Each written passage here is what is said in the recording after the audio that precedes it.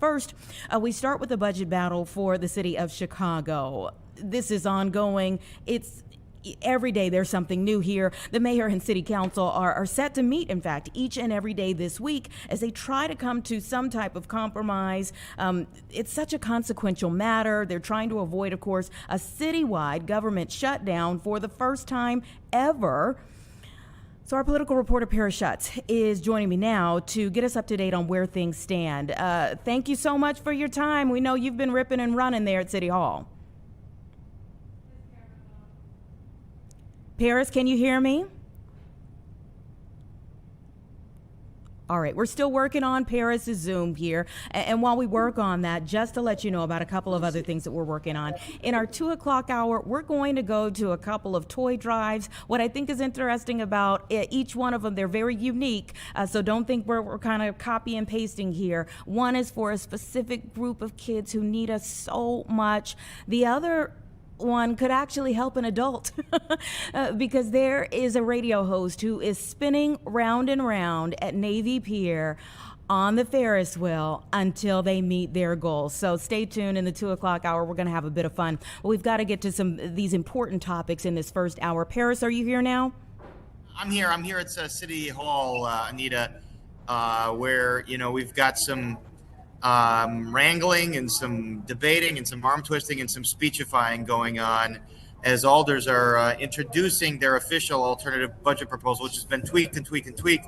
They're saying there's no garbage collection fee now. There's going to be no hike in the congestion tax. And the only thing really, there's going to do more efficiencies, more cuts, and no corporate head tax. That's a big thing. And so there's debate happening right now on that. Okay, so the alternative proposal is what you just laid out, or is that now the compromise? Because I heard two things in there that have really been points of contention. One, the garbage fee that those 27 alders wanted in the alternative proposal, but then that corporate head tax, if it's gone, that was the big sticking point for the mayor. Yeah, that's a big sticking point, and the mayor doesn't, he doesn't want to move off of that. And alders are saying here, we've found a way to make up all this money without doing a corporate head tax. And I don't think it's going to move the mayor. For political reasons, he and the Chicago Teachers Union have talked about they want to have billionaires and corporations pay more to fund their agenda. And so that's going to be, a major sticking point with him. And so how this may go down is if they get more and more alders to this alternative budget, they might have a veto-proof majority. But the only thing that's been decided so far is they're going to have more meetings. Now they've decided they're going to meet on Saturday, potentially. I would assume they'll get that wrapped up before the Bears game. But I don't remember the last time they've done a full city council meeting on a weekend.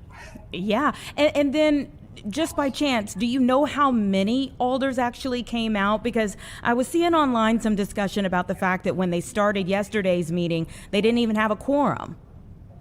Right, they didn't have a quorum, so they had to end the meeting. Today they had a brief meeting, but they ended when they realized there was nothing they were going to vote on. And now there's a finance committee meeting, and that's where this alternative budget is being introduced and debated and potentially voted on. And that's what we're all kind of waiting to see. Yeah. One of the things that the mayor brought up in his press conference yesterday was that if you go line by line through what was the alternative budget, at least at this point yesterday, that it still left like a $70 million budget gap when they're looking at 1.1, that to close the 1.1 billion at this point, to get it down to 70 million. But he was saying that's not enough. Yeah, he's saying their math doesn't really work out. They're making some assumptions in terms of how much revenue the city is expected to take in. And the budget director yesterday basically said, they're not coming here with a balanced budget because their assumptions are off. Now they're defending their proposal, saying, no, our assumptions are right on. We've had business leaders vet this. And so, the devil's in the details. We haven't seen a lot of the deep specifics here to make a case one way or the other whether this math adds up. But, they claim that it does. They claim that they can cut their way out of some of this shortfall, and that they say that 85% of what the mayor wants in terms of taxes is still going to be in here in those alternative proposals. So they're kind of up in the ante saying, look, mayor, negotiation is a negotiation. And when you're going to get most of what you want, how could you not take that deal? Yeah, and of course his thought process, or at least what he has spoken out on, is that he feels like he's protecting working people while they're protecting corporate businesses. But of course, as what we've seen even in this property tax, saga over the last couple of weeks, 6 weeks, if you really want to be specific, has been that if the corporate element of our city is not doing well, it does get transferred onto the working people. Yeah, well, basically, I got Alderman David Moore here, 17th Ward. David Moore, there he is. We're Chicago Live right now. Hey, Paris, can you turn on your Paris? What do you think of this? Paris, can you turn on your right. camera? I know Alderman Moore is there with you. We'd like to see him. We've got Alderman Moore. Yeah, Alderman Moore behind me here. What do you think of this alternative proposal? You know what? I appreciate my colleagues for presenting something, but we have to digest it. I don't think it's something we can just immediately pass. We have to digest it, look at it, and have conversations with the budget director and the CFO around. So until that happens, I can't just up and pass anything. It could be something I could possibly get behind, but I have to do my due diligence for my constituents. All right, thanks, Alderman. So Alderman Moore there is kind of on the fence in terms of which way he's going to go. And so that's where we're at right now. It's like, and I think there's going to be a lot of alders that are kind of wait and see which way is the wind blowing here, who's got the momentum, and you might see some of them break one way or another. Yeah, that'll be really interesting to see. If you can, two things. I was trying to get you to turn on your camera so that we could see you all, and then is my camera off? It's not on. Oh, okay. Sorry that you can't. It's see okay. me We can hear you, but we'd love to see you as well. Yeah, I'd love. All right, let's see how do we fix that here? How about now? Okay, there we are. Everyone, this is Paris I don't know Schutz. what was going on there. Paris Schutz, thank you. We love to see you here on Chicago I was trying to do all Live. this camera work here and get you to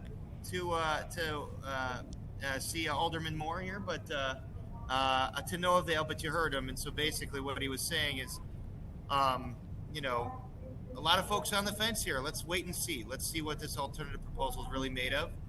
And maybe more folks jump on board with it. Yeah, you mentioned a term, veto-proof majority, that I think maybe we could take a moment and explain to people. So if the mayor, obviously just like in Congress, just like, back in Schoolhouse Rock days, how does the bill get passed? Well, it has a majority.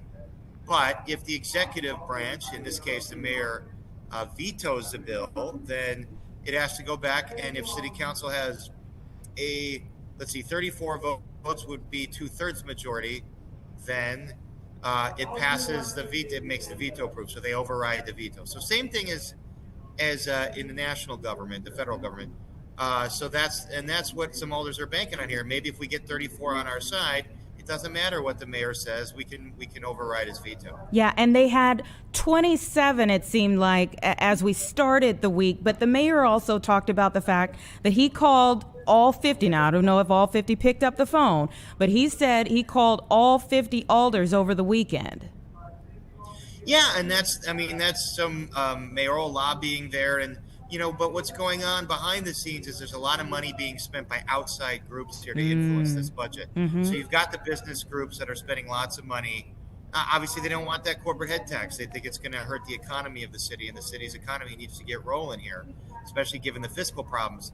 But then on the other side, you've got the Chicago Teachers Union saying, hey, we got to stick it to the billionaires, and we got to spend more money on the priorities that the mayor has campaigned on. And those two groups are kind of spending money against each other here. So that's kind of the game behind the game, if you will. And then all of this would bleed into the next mayoral election and aldermanic election, where both those groups, I would assume, are going to go toe-to-toe trying to get people elected. Yeah, and all of this factors into it. I mean, we saw the same thing with the federal government and how people, tried to kind of weigh how much of that would spill over into the midterms for 2026. I think when we look at this, there are some I was seeing online who are interested in possibly making this shutdown go into effect, because it then looks bad on the mayor. And so if you're looking for something that would then sit squarely on him, they feel like, go ahead, shut it down and get him out. Well, alders have said, and Alderwoman Nicole Lee of the alternative proposal yesterday said no alderman wants a shutdown. I mean, I think you're right. The mayor would wear the hat for it, and the polling suggests that. Usually in a government shutdown, it's the executive that has responsibility. But when you think of the disruption to the city and the fact that it's never been done and nobody really knows who would get paid, who wouldn't get paid, what services might stop, or if you're asking workers to come into work without a paycheck, there might be a sick out and streets don't get plowed, permits don't get let out. I mean, that could be a disaster. I don't think anyone wants to see that. And frankly, that would be, whatever the polling indicates, it's everybody's responsibility if this thing shuts down. They have one job, really. That's to fund the government and to pass a budget and to keep services running and to keep business going. And so everybody's responsible if they don't do that. And so, I mean, I think as a journalist, we wouldn't let anybody be off the hook in terms of not coming to an agreement. Everyone would have to wear that hat. No one wants to see that. I think that would be a disastrous situation for the city, because there's no legal precedent here that says, okay, this is exactly what happens in the shutdown. Could we pass standalone spending bills? Maybe they could, but are you going to ask police and fire to come in and say, well, you'll get a paycheck once the government opens again? Then they'll call out sick. So I don't think anyone, in the dead of winter, I don't think anyone should minimize what a disaster that'll be. So I would assume that that's going to be enough of a stick approach here to get people to the table and to agree on something. And if that something is, they get a veto-proof majority, the mayor never has to drop his stance that, hey, I think corporations should pay more. I mean, he is a democratic socialist. He comes out of the CT. That's a core part of their philosophy. It would be understandable that the mayor wouldn't want to budge from that. And so if they get a veto-proof majority, that's the way that they pass a budget, and the mayor doesn't have to budge from his position. Well, it'll be very interesting to see what happens again now that they have added Saturday onto their schedule as well. The one thing, at least when are they going to Christmas shop? Hey, at the very least, regardless of what happens, we'll know that they have been working diligently to try to make something happen. That counts for something. Yeah, absolutely. And that they want to be seen as, hey, we're not just letting the clock tick. Mm-hmm. We're trying to get something done. So it changes by the hour. And even just now, we had an older person and a mayoral staffer go into the cloakroom, close the door, and have a little private one-on-one. So this is when it's fun. This is when the things, the ground is moving under your feet, and we might have news later today. And then again, we might not. Okay. Well, we'll certainly be looking for more updates from you as the day goes on. Paris, thank you so much for joining us. All right, you got it, Anita. Have a good one. Okay, you too. All right, 1:15 right now. Let's take a quick break, everyone, and then we're going to talk about that odometer fraud issue coming up after it.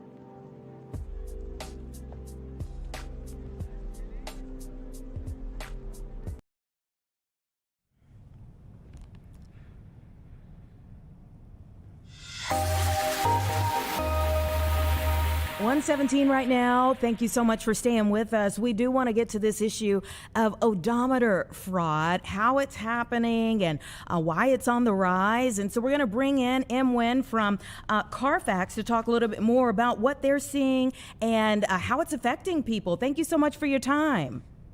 Hey, Anita, good to be here. So tell me why we're seeing so much of this, first and foremost. Yeah, I mean, CARFAX data, what we're seeing right now is that there's about 2.5 million vehicles on the road right now that are suspected to have had their odometers rolled back. That's about a 14% increase from just 2024. And that is a dramatic spike in the rate of year over year. For instance, from 2023 to 2024, it was about a 4% increase. And before that, it was about a 6 to 7% increase year over year. So certainly we are alarmed about this. We want to make sure consumers understand that this is happening, and it's happening at a faster rate. Now, to your question about why this is happening. So there's something that's happened in 2024 that's very specific to this year, which is the used car prices have skyrocketed. At some point this year, they were the highest we had seen in about 2 years. And so certainly because of those high prices, because the inventory is still low in terms of used cars, well, some scammers are thinking, how do I make these vehicles look a little bit more desirable, a little bit more attractive? And so that's why we think potentially that has a big factor into why we're seeing a spike in the number of odometers being rolled back. The other part of it, though, Anita, is that when we take a look at these modern vehicles and the technology continues to evolve, so do the tools that scammers use. They are becoming more accessible. They're easy to find online, and they're getting a lot cheaper as well. So when maybe just a few years ago, it was several thousands of dollars to get these types of tools, now they're just a couple $100. Yeah, and before we get into actually showing how it's done, how do you avoid it? Yeah, it's really hard to detect, right? If you're buying a car, can you really tell if it's got maybe 50 to 100,000 miles on it more? It's really hard. The first thing you can do as a potential buyer is to look at the wear and tear, but of course, that's pretty hard to detect. So you can get, of course, a trusted mechanic to check out that vehicle before you purchase. And they have that trained eye that can kind of match whether or not that wear and tear on the interior, especially at the gas and the brake pedals, if it matches that of the mileage. But of course, the number one way is to get the vehicle history report. You can't hide from that. There, of course, whenever you step into a service shop or a maintenance shop, if you see a discrepancy there, maybe 2 months ago it was 150,000 miles, and then you see on the vehicle history report that 2 months later it's at 50,000 miles, but that's certainly a big red flag. Yeah, and then what do you do if you pull that history report, or you or pull something and you see like, oh wait, is this something that you go back to the dealership and you say, no, I've pulled it here? I mean, would they maybe have a way to fight that? So there are different places you purchase a vehicle. If you're going to a reputable dealer and you feel safe that you can bring this issue up to them, certainly do that. Maybe there was a mistake that was made sometime when someone had a little bit of a fat fingers and they put in another number that they shouldn't have, right? So if you feel safe, talk to the dealer, talk about the discrepancy, and maybe they can adjust the value of the vehicle that is needed, as long as you take a look at the vehicle history report and see that there's an argument there. If you don't feel safe, maybe you're buying from a specific private seller or whatever the situation might be, but you see this discrepancy, you of course can flag the local law enforcement. But the other part, of course, is to do your research before you buy. You can also go to carfax.com/odometer, and right there for free, you put in your VIN number and you can see specifically for that car whether or not it's been flagged to have had potential odometer rollbacks. Do you have data as to like how pervasive it is in, say, Chicago? Yeah, absolutely. For the state of Illinois, it's 5th in the nation. It's got about 93,000 vehicles on the road right now that have had potentially had their odometers rolled back. That's about a 17% increase from just 2024. That's a big increase. And about 78,000 of those vehicles that I just stated for the state of Illinois is in Chicago. Of course, that population is very high, but this is trending in the direction we don't want to see. This is very worrisome. If we're 5th, who's above us? So, of course, there are several different states that are above you, including California, for instance, and the list goes on. Yeah. Okay. So I'm thinking like, all right, California, what, New York? Is it above us as well, or are there maybe some Yeah, surprises on the absolutely. list? Say that one more time. I said, or maybe New York, but are there some surprises on the list? Yeah, I mean, certainly in the top 10 states, we see, specific states that maybe don't quite stand out as usual, but certainly we'll have to take a look at that data and get it back to you. Okay, so let's try to spot the odometer fraud. I know that you have Josh Engel with you, who is the president of the Atlanta Speedometer, to kind of show how this is done and how we can spot it. Yeah, Josh is our expert, and he definitely is able to show you that scammers can do this in just a few seconds. So let's take it over to Josh. Hello there. All right, Josh, so show us how it's done and maybe how we can spot it. Okay, so this is a mileage correction tool purchased off the internet. Years ago, this tool would have cost you anywhere $8,000-$10,000. Reverse engineering recent years, this tool will probably only set you back $200 or $300. No real expertise required, and you're just going to simply plug it in through the OBD2 port that your technician would use to diagnose your vehicle or look at different symptoms. But all I've done here is gone through a list, chose my manufacturer, my model, and what year range that I want to program. We'll show you on here on this particular vehicle. This is a 2015 Kia Sportage. You'll see on the odometer right now, it's got about 150,000 miles. I will press the enter key now, and just a couple seconds later, you're going to see that the dash is going to reset. When it comes back to life, it's going to have its new mileage that we reported to it, and we've shaved off right about 100,000 miles. And once I unplug this tool, the vehicle will be able to drive away with that mileage, and that will ultimately be, what the consumer, if they were to buy this, would think that it would have on it. Oh my goodness, it happens so quickly.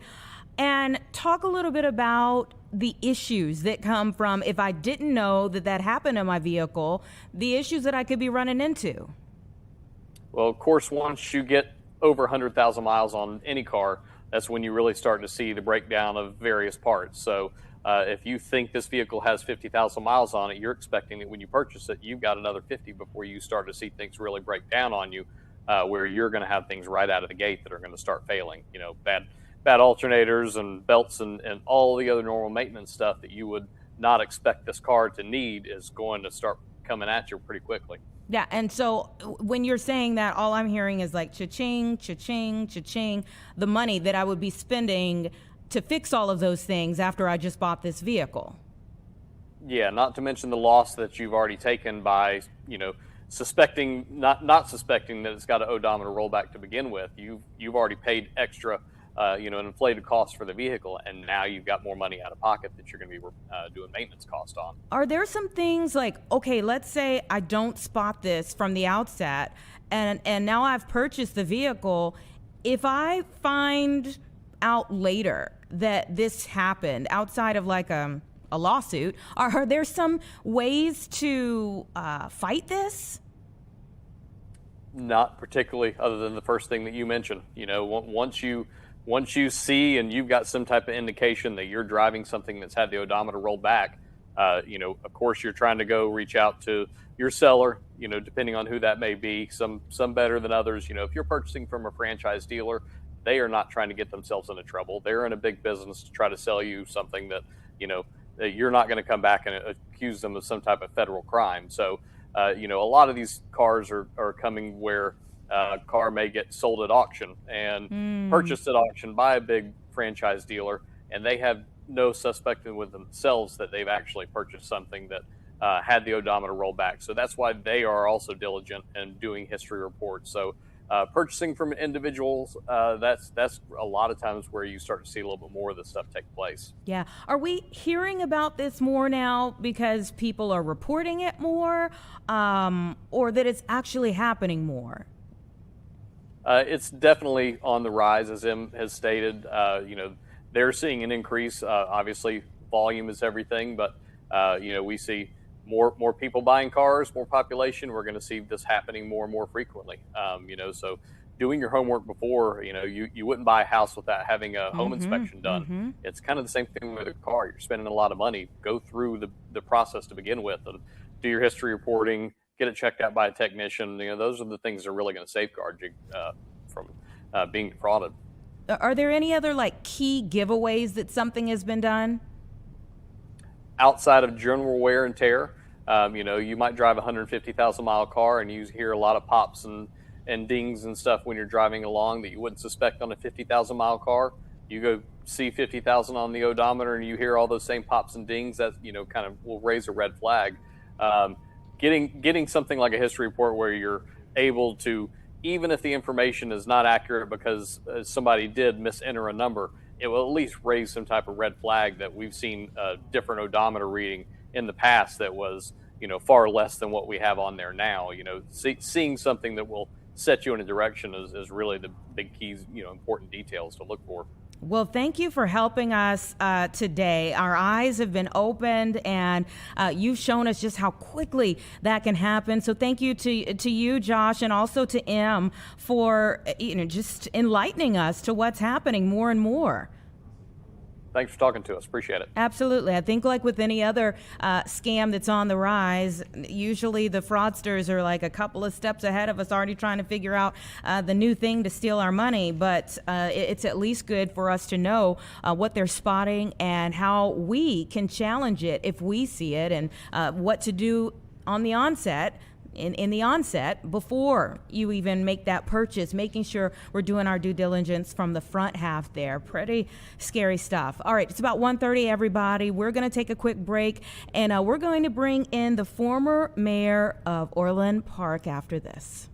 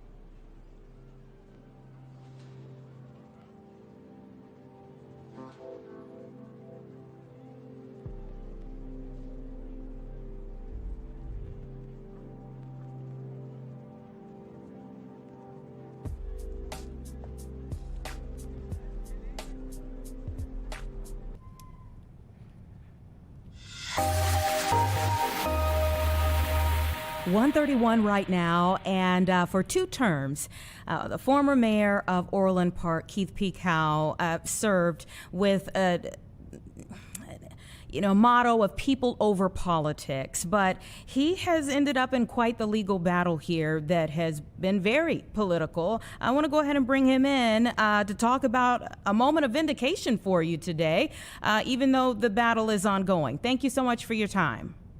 Thank you so much for having me. Okay, walk me through a bit of how we got to today. You're going into a new election cycle, and then things really took a turn. Well, I think all of how we got to where we are today is really it's after the election. So I lost. A new administration came in, and they decided to sue me. I continued to let people know what was going on in the village. They didn't like that, so they sued me to try and silence me and take away my First Amendment rights. And they're using village resources to try and damage me personally, professionally, and politically, as well as to silence me. But the race was pretty aggressive between the two of you all to begin with. If you followed Orland Park politics for 8 years, you know it's always been aggressive because I was an outsider that upset the apple cart, and they were never going to stop coming after the outsider to drive him out. And they're trying to send a message now that even if you run and you win, that they will continue to use government resources to try and destroy you. And they're sending that message not just to me, but they're sending it to everyone who sits on the board now, every employee and every citizen. Don't speak up, don't say anything, or we'll come after you. But some of the claims that ended up in the legal battle, do you not feel like they were a part of you losing the race? I don't think the claims have anything to do with me losing the race. Okay. All right. We reached out to the current administration just to make sure that we were, looking at this from all angles here. We haven't heard back from them. We're going to work to get their side of things as the day goes on. But yeah, you had a pretty contentious race here, and then there were these issues of whether your free speech was violated. I know you felt. But there was a restraining order at one point in time for documents that you put online. I put no documents online.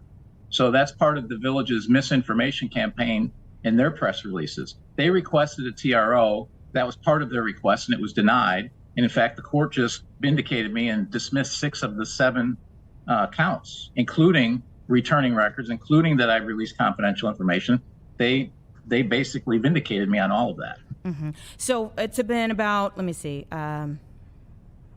4 months since that restraining order that the judge issued regarding the documents that you put online. And at the time you said that you were being silenced.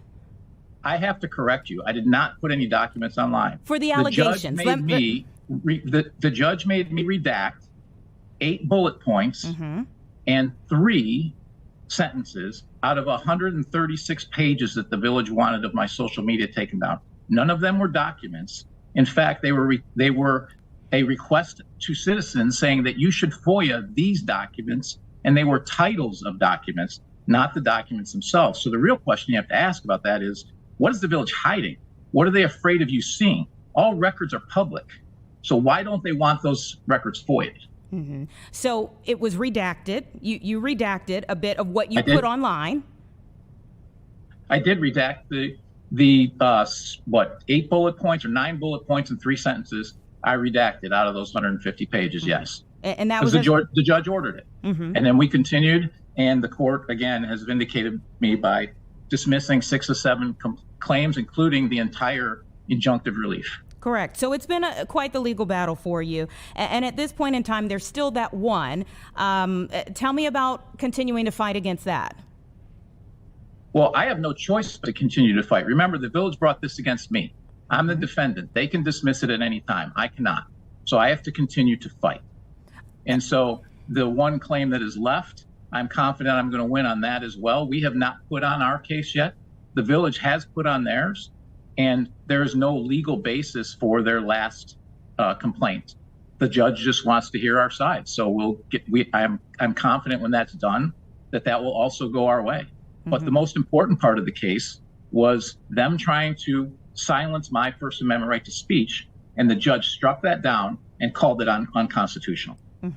And you talked about the fact that it's cost the village, the taxpayers, quite a bit of money as you all have been engaged in this legal fight. It's cost the taxpayers hundreds of thousands of dollars for them to sue me for a political vendetta. It's cost me hundreds of thousands of dollars as well. And it really is a pattern of abuse of Jim Dodge and his administration since he's taken office. I mean, he's doubled our debt in 6 months. Patronage he hires his campaign manager and business partner into a position that's never been needed before, that wasn't in the budget. He he rewards campaign workers with contracts and rehiring people that were fired that worked on his campaign. He nepotism and giving special treatment to his nephew, eminent domain to go against people that won't agree with them to sell at their price. They're using eminent domain to take their properties, forced annexation. I mean, this is all happening in 6 or 7 months. And I think the real question is when are other people going to start paying attention? Because I'm just one person trying to make people aware that this is happening, because it shouldn't. I'm a lifetime Orland Park, well, not a lifetime. I was born and raised here, 17 years. I was gone for 15 years, college and the military, and I came back and I was mayor. And I'll be leaving here in 2026. I'm leaving the state. So I just have a vested interest in Orland Park doing better. And this is not the way it should be. And we shouldn't be using taxpayer dollars for this. Who wants their dollars? This administration, we lowered property taxes during my 8 years. This administration just raised them $500,000 to pay for things like this and the eminent domain suits and the forced annexation. That's what they're doing. And even in your statement here, you're acknowledging that the village has not publicly spoken out about this. Again, we've reached out to them. You're making a lot of strong allegations, not to say that they're not, that there's no validity to them, but there are a lot of strong allegations. So I just want to continue to make it clear we have reached out to get their side of things here. Would you ever consider running for office again, given what you've been through in this situation? As I said, first off, I didn't really ever think about running for office until 2 weeks before I did the first time. And I have no interest in running for office again. I'm leaving the state. We are moving. We are executing our retirement plans and leaving the state. So we're building a house in another state. And so I'm not running for office again. There's nothing personal for me here, except that I think that the public deserves to be aware. And we did a really good job over 8 years of making things transparent and being fiscally responsible. And in just 6 or 7 months, I just listed all the abuses that are going on, the doubling of debt, and using taxpayer dollars to go after me, a private citizen, to go after people with eminent domain. And I think the public needs to be aware of that. In your, maybe because you are very active on social media, what has been the response to this? As you've been posting online, what have people been saying to you? I hear all the time people say, keep letting us know what's going on, keep letting us know. They also say run again, and I'm not. So I tell them that as well. But I keep seeing that. And of course, there's my detractors that will always be my detractors. It doesn't matter what I say or do, they're going to attack me. So I see that as well. But I think overwhelmingly, my social media has been positive, and people are not happy with this. And my understanding is on the village website as well, there's an awful lot of pushback on what is being done and what's happening in town. And because this isn't wrapped up yet, do you have any idea when this aspect of things, because you do still have one more claim against you, when it could end? Well, so the next hearing date is January 20th, and that should be the last hearing date. I can't imagine that our case is going to take more than 1 day to put on. So it should end at that point, and then the judge will rule on that. And I'm very confident that when we submit our portion of the case, that we will be successful. And I encourage the press to come. They could have gone to the other 2 hearings, and they could hear what's going on. And no one has done that. I would encourage even the press that has covered this and spouted the village's line, as you mentioned, that I released documents. I didn't. Their press release makes it sound like I did, but I never did. So I encourage the press to actually take the time to go look at the actual rulings, the actual ruling of the TRO, the actual request, and even pull down the testimony, because there were 2 days of testimony. I was on the stand for approximately 7 hours over those 2 days. So there's plenty of testimony regarding the case that they put on, and you make your own judgments. And documents versus a post online could be used as a legal document in some situations. So there was a disagreement regarding what was posted online, to be clear. But the post online is my words in a post. It's not a village document. It's just my writing. So but that's you did not have a to village redact document. it. So I didn't post any. I posted no village documents online. Nothing. Correct. And I You never had a have. post. And they wanted what was actually redacted. What actually was redacted by the judge, or ordered to be redacted by the judge, were the titles of documents, the names of documents that I said people should FOIA these documents, because I can tell you there is a story there. I didn't say that I'm releasing them. I didn't release them.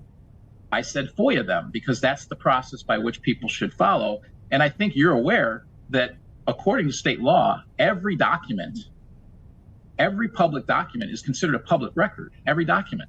So they're all public. So you have the right to FOIA them.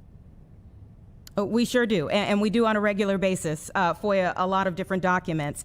So again, thank you for your time, and congratulations on this portion of things. And please keep us updated as you continue to move forward in this case with the last portion of it remaining. Has there been any discussion at all during this? I know that at one point in time, when all of this was progressing, when we reached out at another point in time, you know, the village and the new mayor both said that they couldn't comment on pending litigation. So, and that may be a part of why we haven't heard anything yet today, is that this is still technically pending because you still have the one part of it. But has there been any type of communication between you all over the last few months?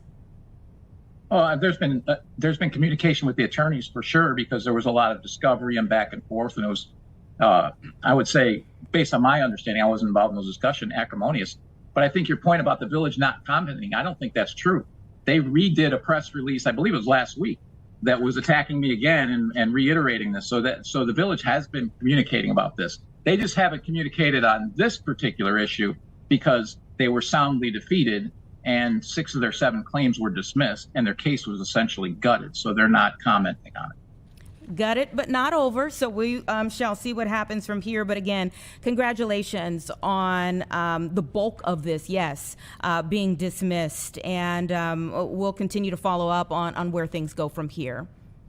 Thank you so much. And please, I encourage the press to really start paying attention to Orland Park, because there's a lot of things going on that shouldn't be.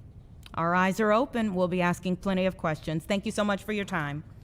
Thank you. All right, take care. 1:45 right now. We'll be right back.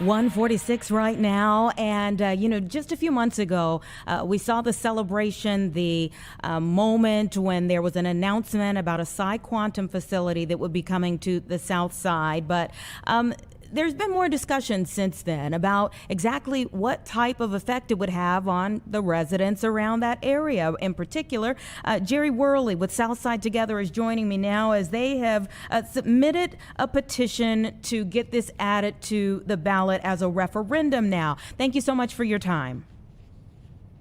No, thank you so much for having me. Good afternoon. How you doing? I'm doing okay. Tell me, first and foremost, just your reaction when the announcement was made. Oh, I'm sorry, I didn't catch your question. Tell me first and foremost your reaction to when the announcement was made about this quantum facility. So the crazy part is, when I didn't catch the announcement. I was first made aware about the facility being built when Southside Together left a flyer on my door. And my reaction to that was, I don't exactly know what it is. I see that it's going to be near the house, and then I went to a teach-in, and then that's who gave me a little bit of background and education on the facility and what's to be coming next.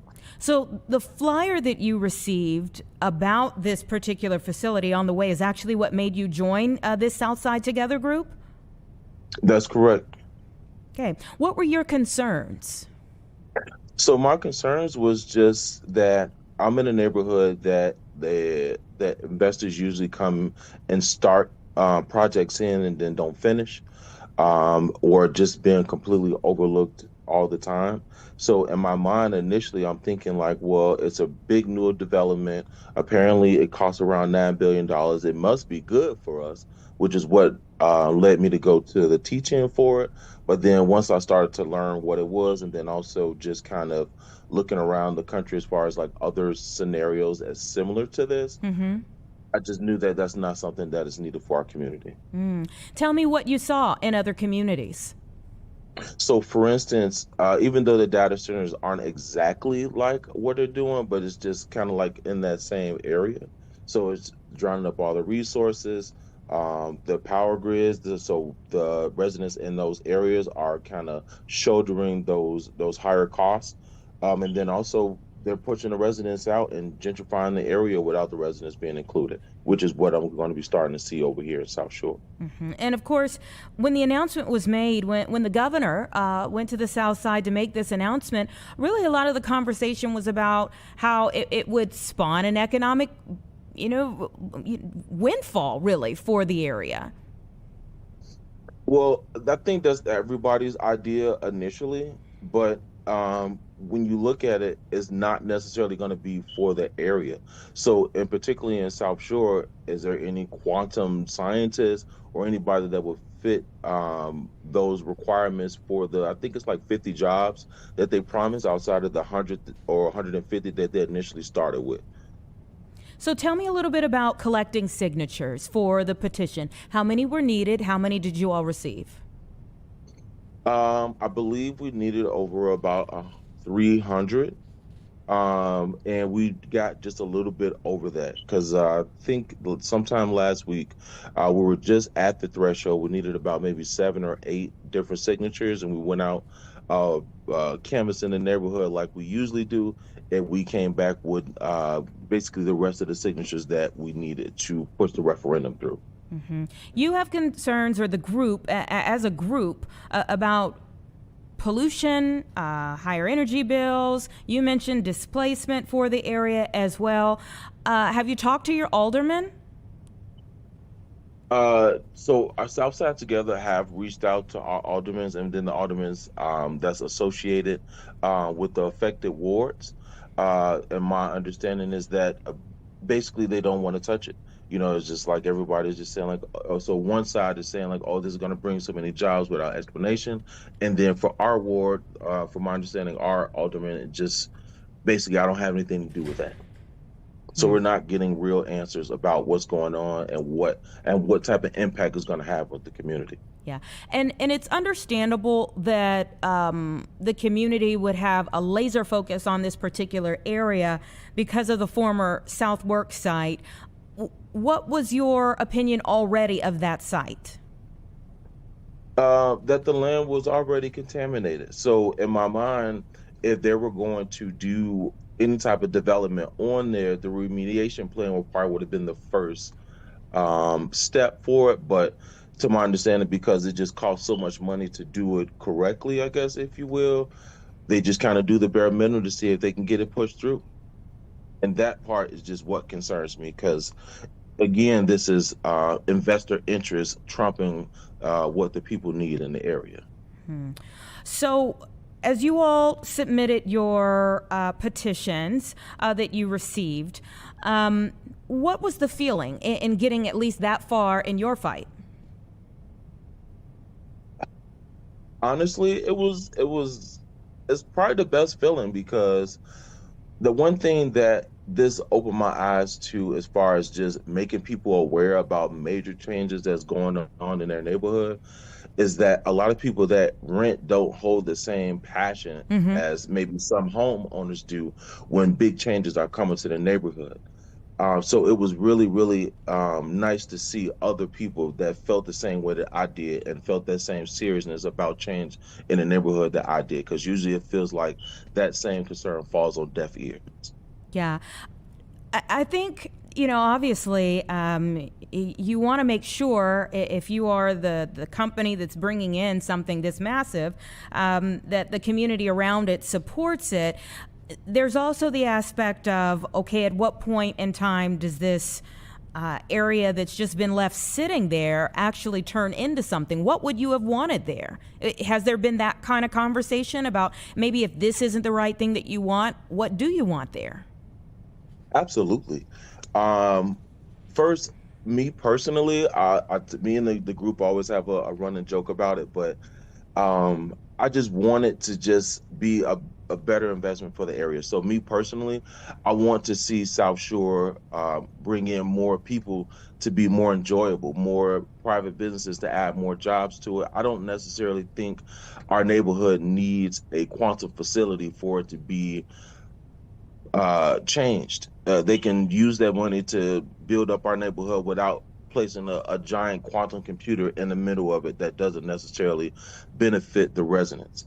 And that's just how I feel about it. Yeah. You know, when they announced this in September, they said that the company had raised over $1 billion in funding for this particular effort here, and that it is going to be the largest quantum computing project in America.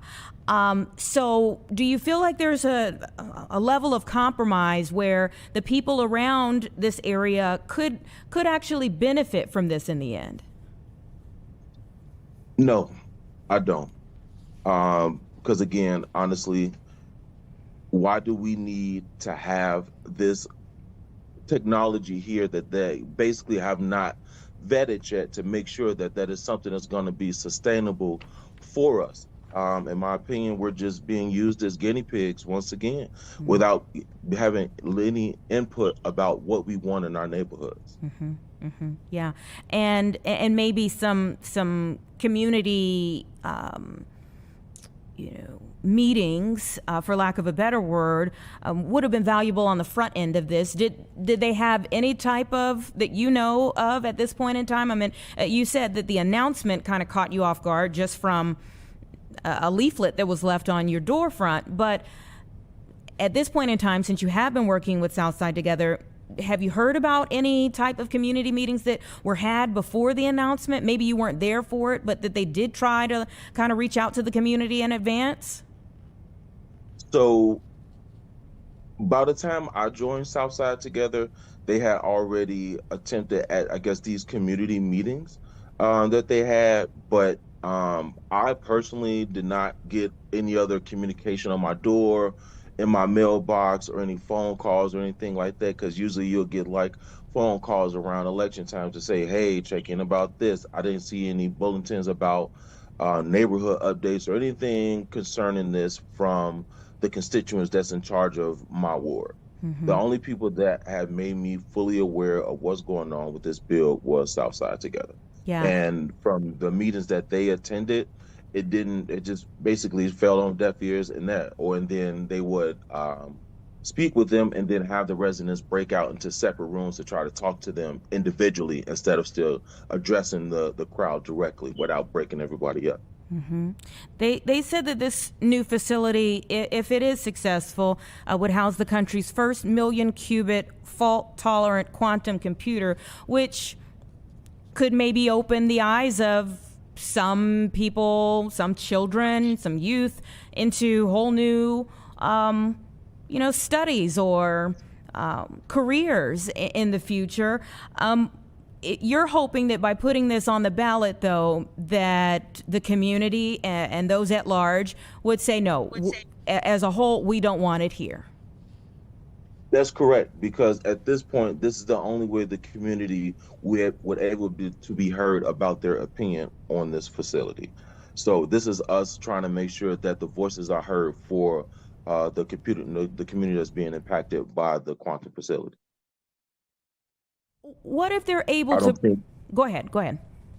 No, it's okay. So I was just going to say, I just don't think if they were listening to the community, we wouldn't have to go put out the referendum to let them know that the residents don't want this here. If they were to just simply reached out or asked for themselves if they wanted this particular facility there, they would have told them that this is not something that we want. Just like we knocked on doors and called people, and that's what they told us, that this is something that they do not want. Mm-hmm. Yeah, and there's plenty of, like I said, going back to the site of the form or what was on that site before, there are plenty of reasons to have concerns. I'm not saying that there aren't. The soil contamination and many of other things that have come up over the years, but it is just, just a site that's been sitting for quite a while. So what if they, kind of tried to bring you all into the discussion and said, we want to help with homes. Okay, you let us know how we need to make that happen. I mean, if they have $1 billion in funding to make this happen, surely they should be able to have some type of conversation with the community to meet some of you all's needs. Is there a way that could be done? I feel that if that was something that could be done, they would have done it already.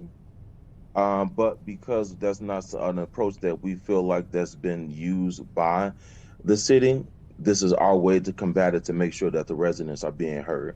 But again, this is just not something that the community needs. Yeah, maybe it hasn't been done yet, but maybe you all will force the issue. Thank you so much for speaking out and for joining me today to let us know what the community is saying in the area. We need to hear, from all voices here. So please keep us updated, okay? No problem. Thank you so much for having me. Have a good day. Thank you so much for your time. Happy holidays. It's about 2 o'clock, everybody. We're going to take a break, and then I'll set you up for the next hour.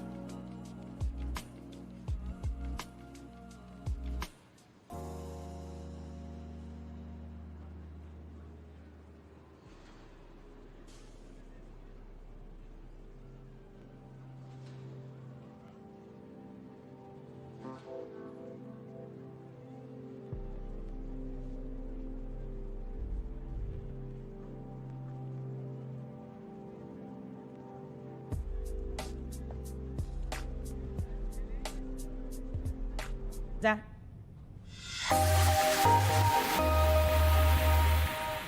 All right, just after 2 o'clock right now, let's go ahead and talk about what's coming up in this hour here on Chicago Live. Thank you so much for staying online. We have plenty to get to. So we have a check-in that we need to do. each day, it seems like around this time of year, we have been trying to bring you some of the feel good, some of the moments that really matter in the community where people are doing their best to try to help out those in need. And it looks different each day. I mean, the overall mission might be the same in terms of, say, delivering toys to kids who are less advantaged, but it's done differently, and each person that we talk to just kind of puts their own spin on it. This, quite literally, today, we're going to be checking in with the local radio host who is going round and round on the Navy Pier Ferris wheel until they reach their goal of how many toys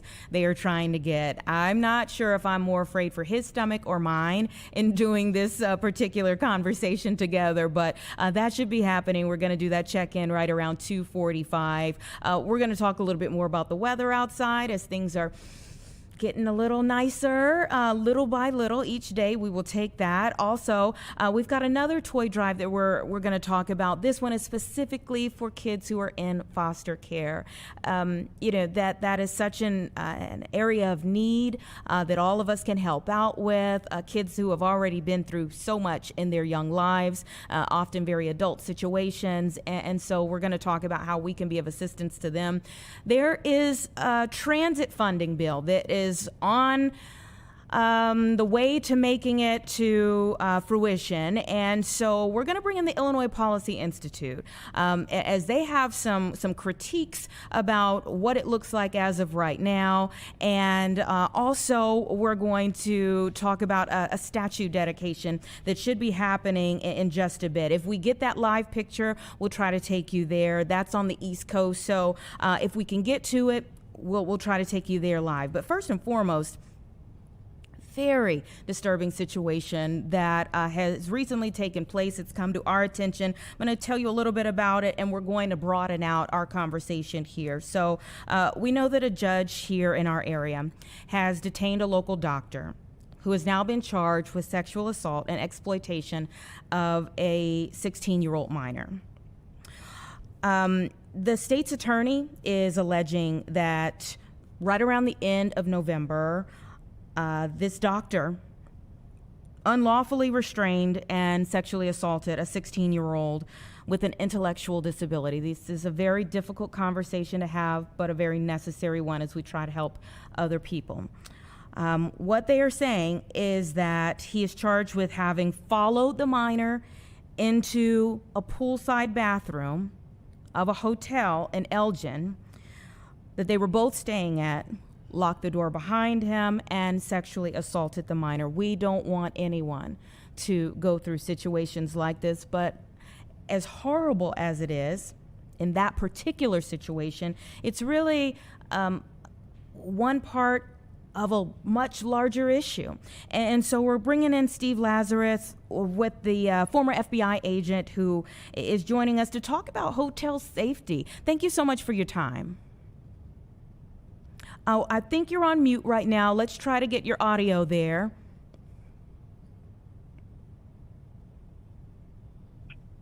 Okay, you should be able to hear me now. And I can hear you now. It's okay. It's all right. Thank you so much for your time. We certainly appreciate it. I know that, obviously this situation, I'm not going to ask you a whole lot of questions on because, you weren't involved in it in any type of way here.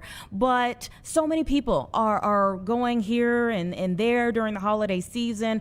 You're booking hotels on a regular basis.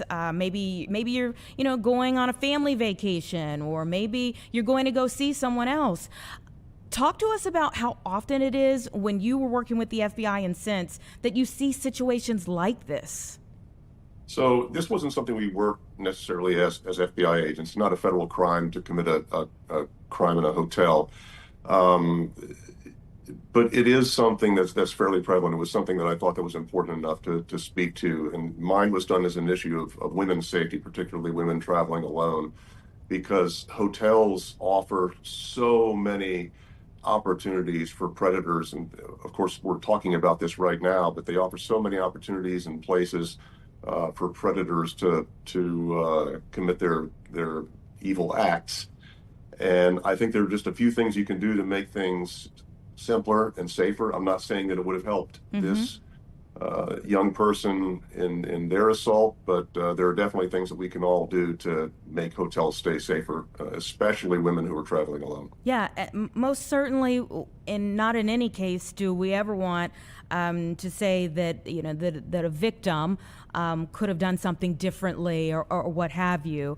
What we're saying is that maybe there are some things that we can all just be more aware about. One, it's to know that things like this happen.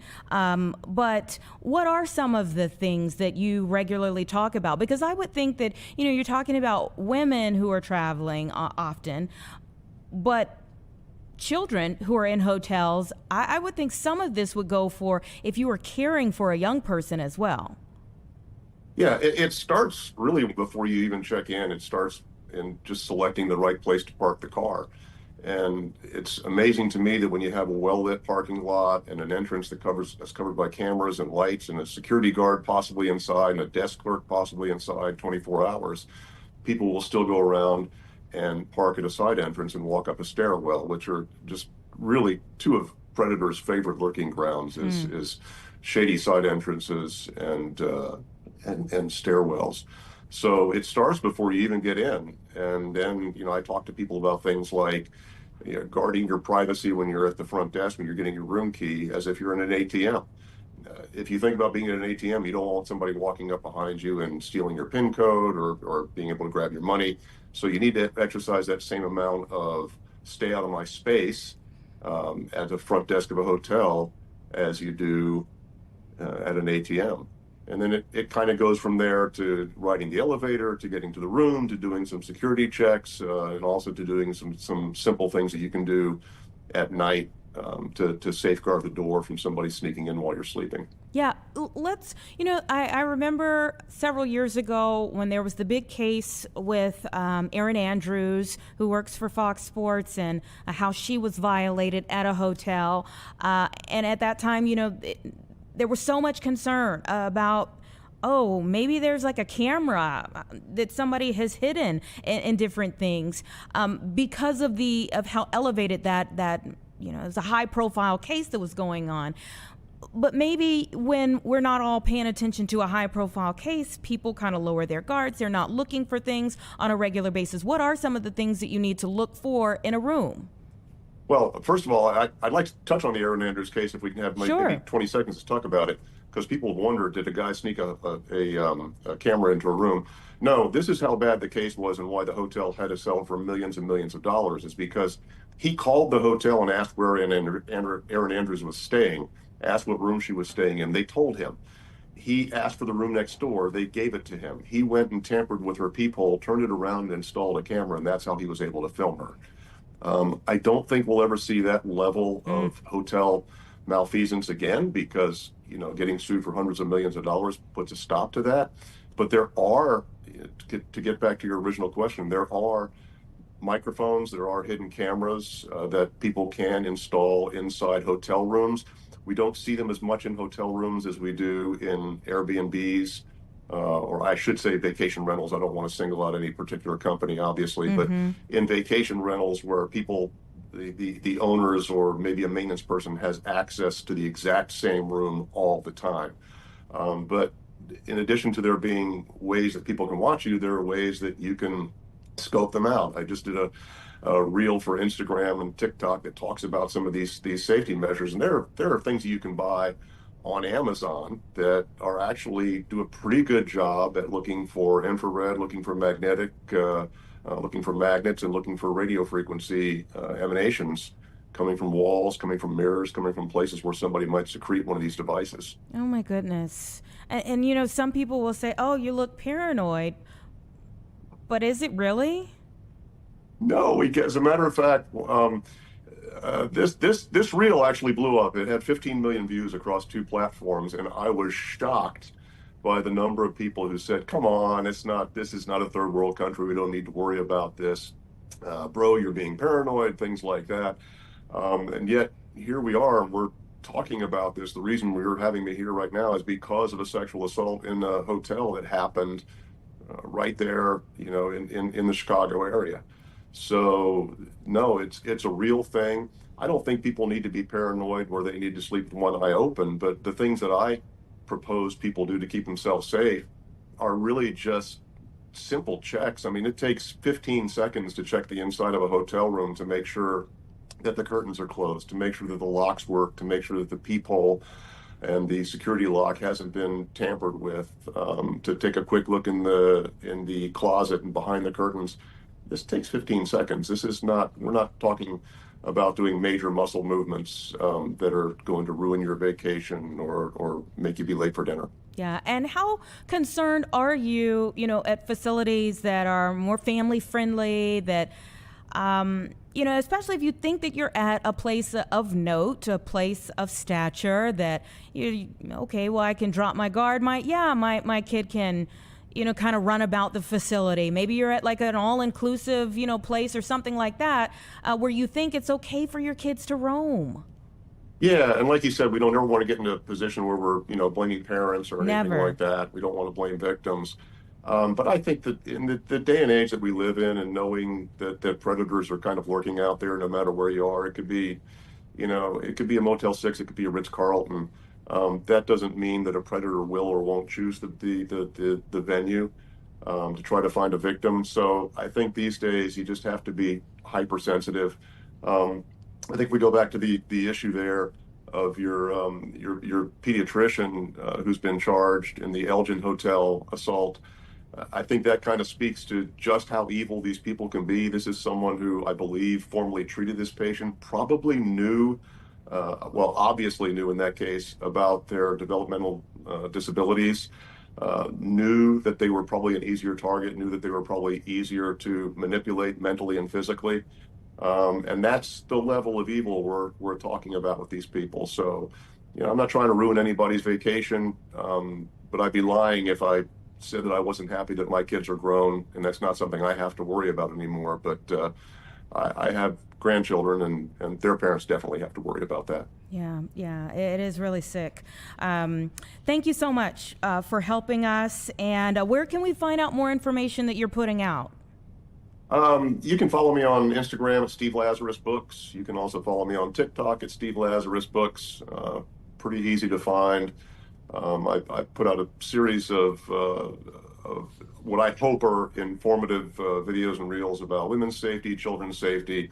Sometimes I dabble in constitutional rights and other law enforcement matters too. All right. Thank you for sharing your expertise with us. We appreciate it. Thank you for having me. All right, you take care. It's about 2:15, everyone. We'll be right back.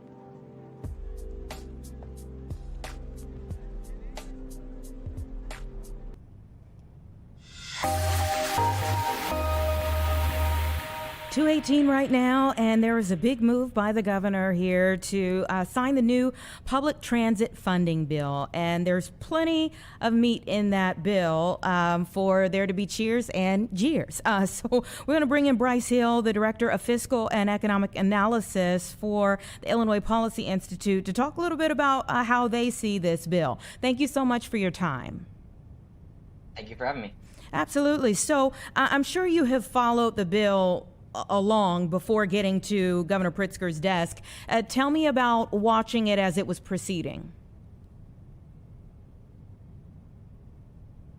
Yeah, so it was a very slow-moving, constantly evolving process that ultimately ended up with lots of tax hikes and toll hikes that were not originally part of the discussion. So rather than being something that played out during the legislative session during the spring before they adjourned for the summer, this is something that's drug out now here towards the end of the year, really at the final hour before a bill had to get done.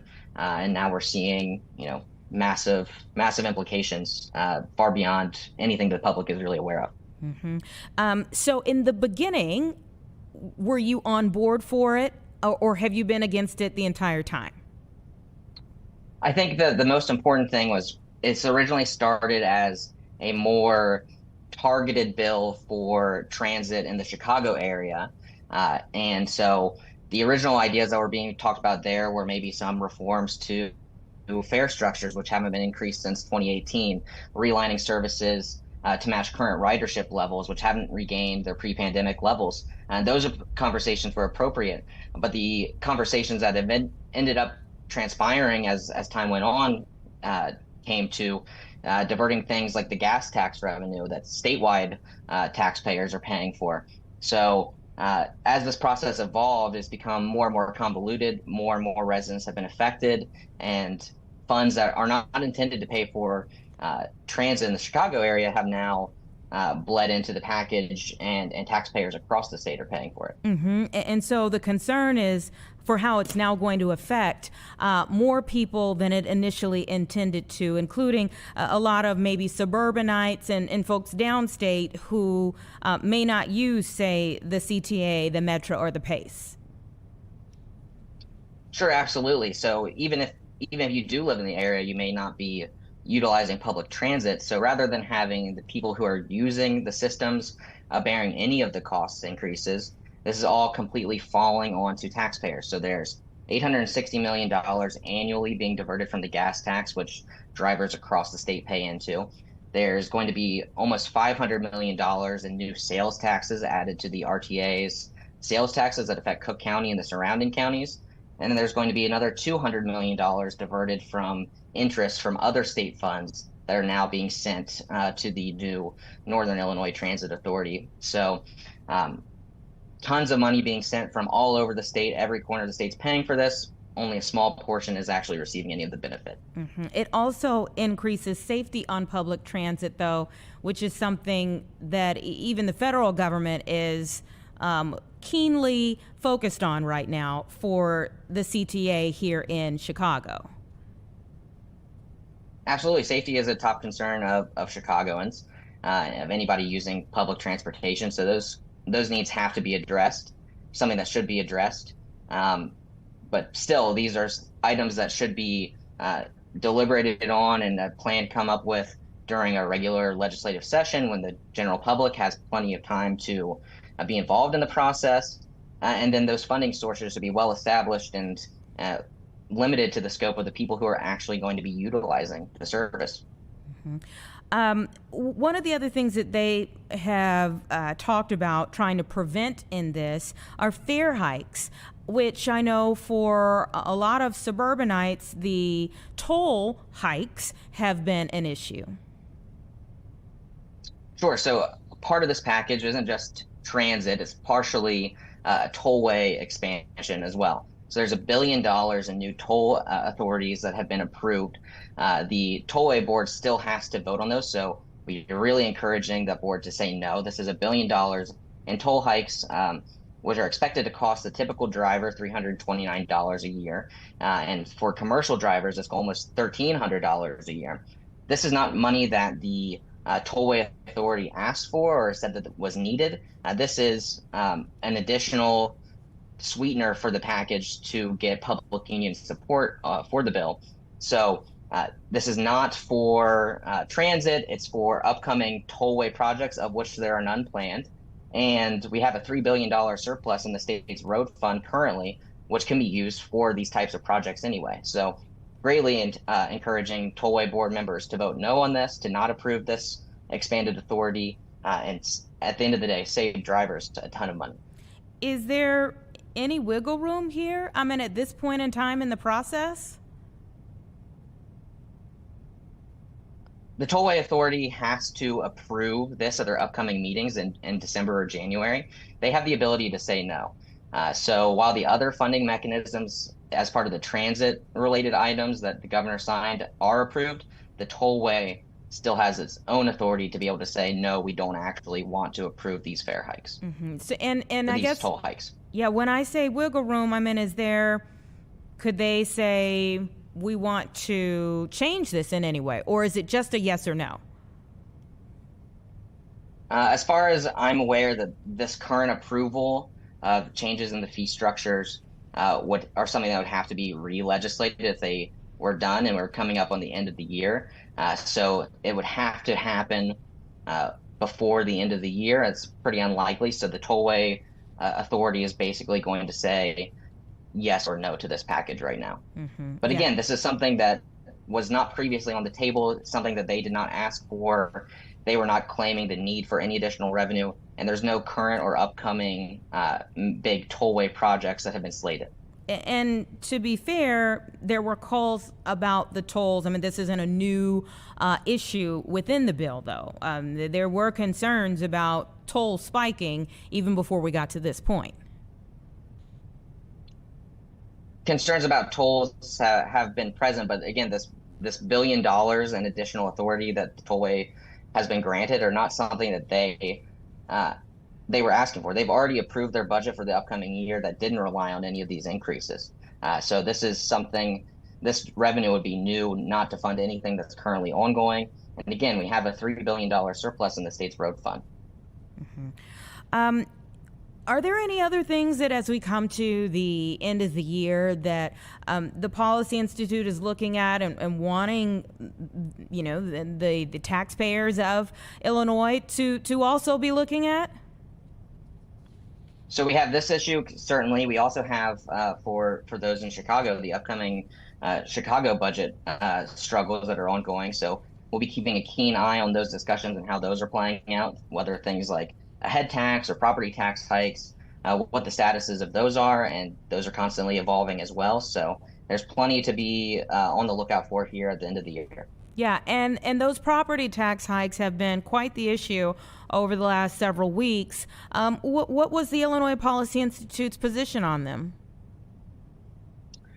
So property taxes are far and away typically the number one pain point for homeowners and renters in the Chicago area. They're a significant cost, and so they've been rising too rapidly. We've seen the deleterious effects of public policy on the business community, leading to declining commercial property values, which are then offset with rising residential property taxes.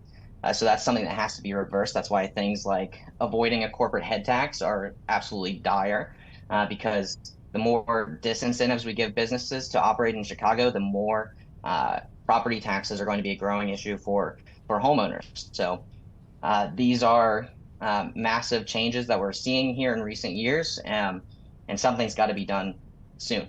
It is a very cyclical conversation about the effects on one thing that then affect other things, the ripple effect that takes place. Thank you so much for your time, Bryce. We appreciate it. Thank you. All right.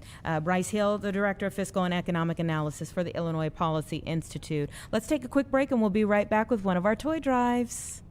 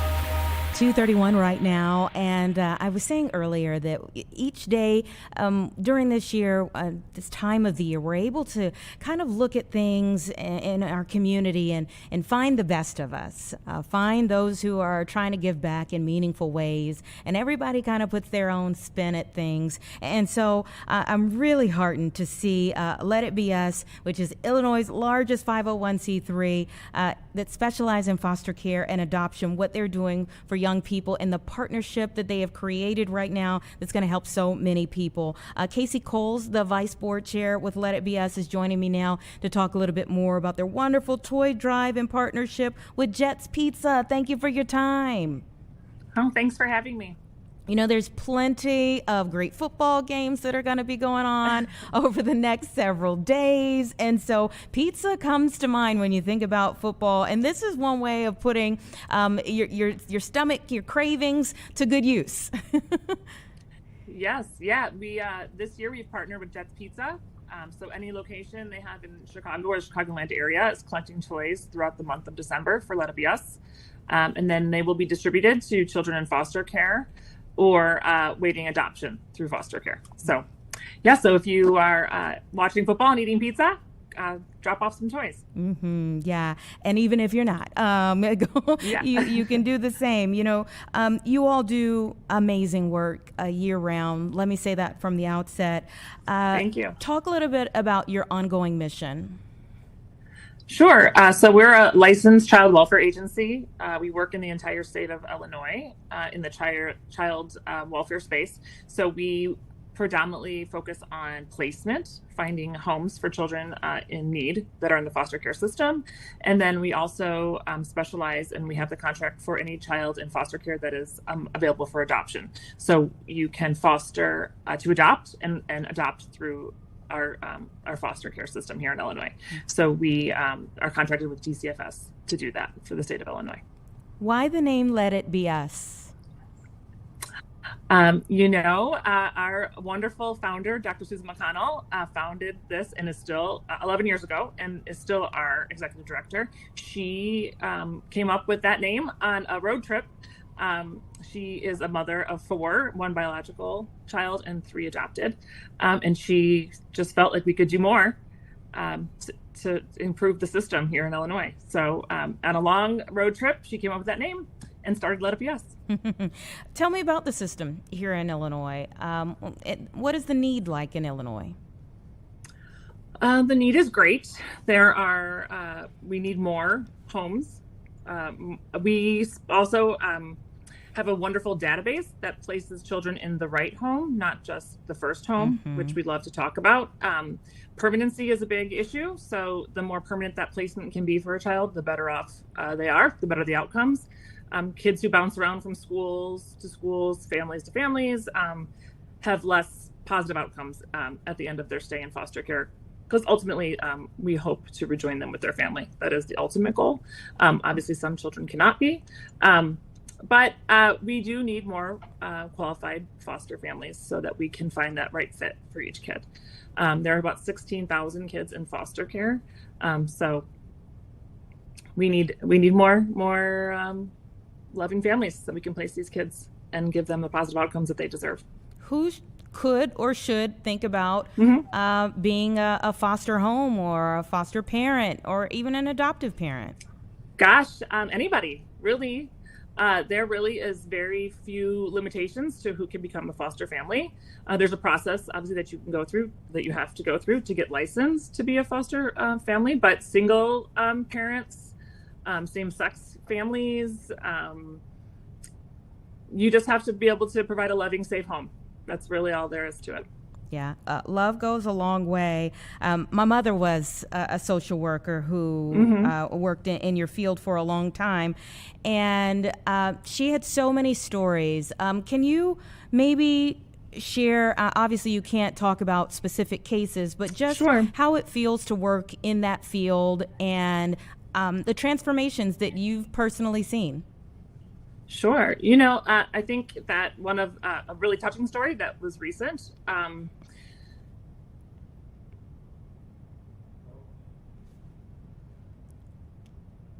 Casey, are you there? I think the camera froze.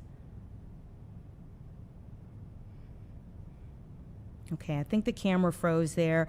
Let me give you a little bit more information about the toy drive that's going on right now. Maybe we can get her back. Hopefully we can. So I really wanted to hear that story there. But the Let It Be Us toy drive at Jet's Pizza is going to be going on now through December 31st. And again, what you want to do here is drop off new, unwrapped, unwrapped toys at participating Jet's Pizza locations. Obviously, it can help brighten the holiday season for so many young people who are going through so much in their lives. So I will kind of list off some of the participating Jet's locations that are just in our area. There's one on Ashland Avenue, Milwaukee Avenue, West North Avenue, East 55th Street, North Kimball Avenue, West Chicago Avenue, West Madison Street. So plenty of opportunities to help out, and that's just for Chicago. But they also have locations in Glenview and Matson or Madison, however you say it. I know that's an ongoing argument between Matson and Madison. Oak Lawn, Arlington Heights, Hammond, and Hobart, even in Indiana. So we have plenty of locations that we can get to help try to brighten the holidays for a child in foster care. There are a few experiences that compare to what children in foster care go through. As I mentioned to her, my mother was a social worker and still has so many stories of the things that children go through just to feel normal. Just to feel like all the other kids in school with all of the things that they have going on at home. So just being able to help out in just this little way can go a long way. We're so grateful for the work that Let It Be Us does on a regular basis throughout Illinois for so many families and for so many young people. And this is just a piece of the overall mission that they have that we can all help out with. So it's about $239 right now, and it doesn't appear that we were able to get her back. But again, we're grateful for their work. We're going to take a quick break and we'll move on.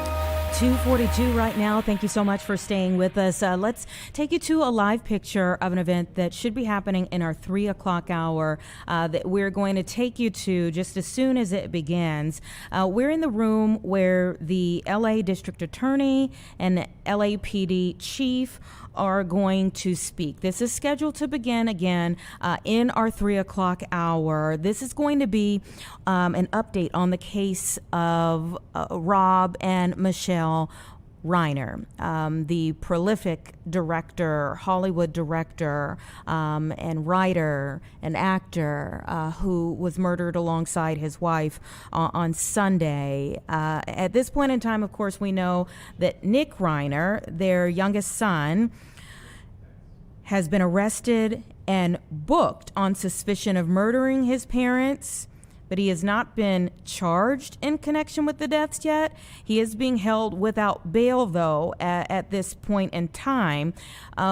Maybe an interesting twist that took place this morning is that we found out that Nick Reiner has not been medically cleared to appear in court. That came out just this morning. 32-year-old Nick Reiner has not been cleared medically to appear in court. And we really didn't have much more information as to what that was in terms of what type of medical issue. They were only saying that it was procedural at that point when they announced that he wasn't medically cleared. What we do know, kind of going back in time, again, he has not been formally charged with the deaths of his parents, but we do know that he has a long history of battling addiction, goes back to his teenage years. Again, he's in his 30s now.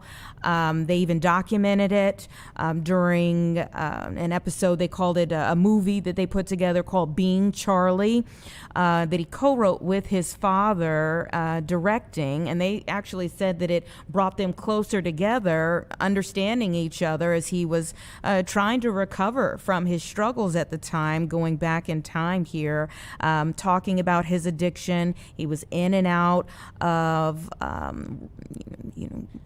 recovery facilities for people who struggle, have similar struggles as his over time.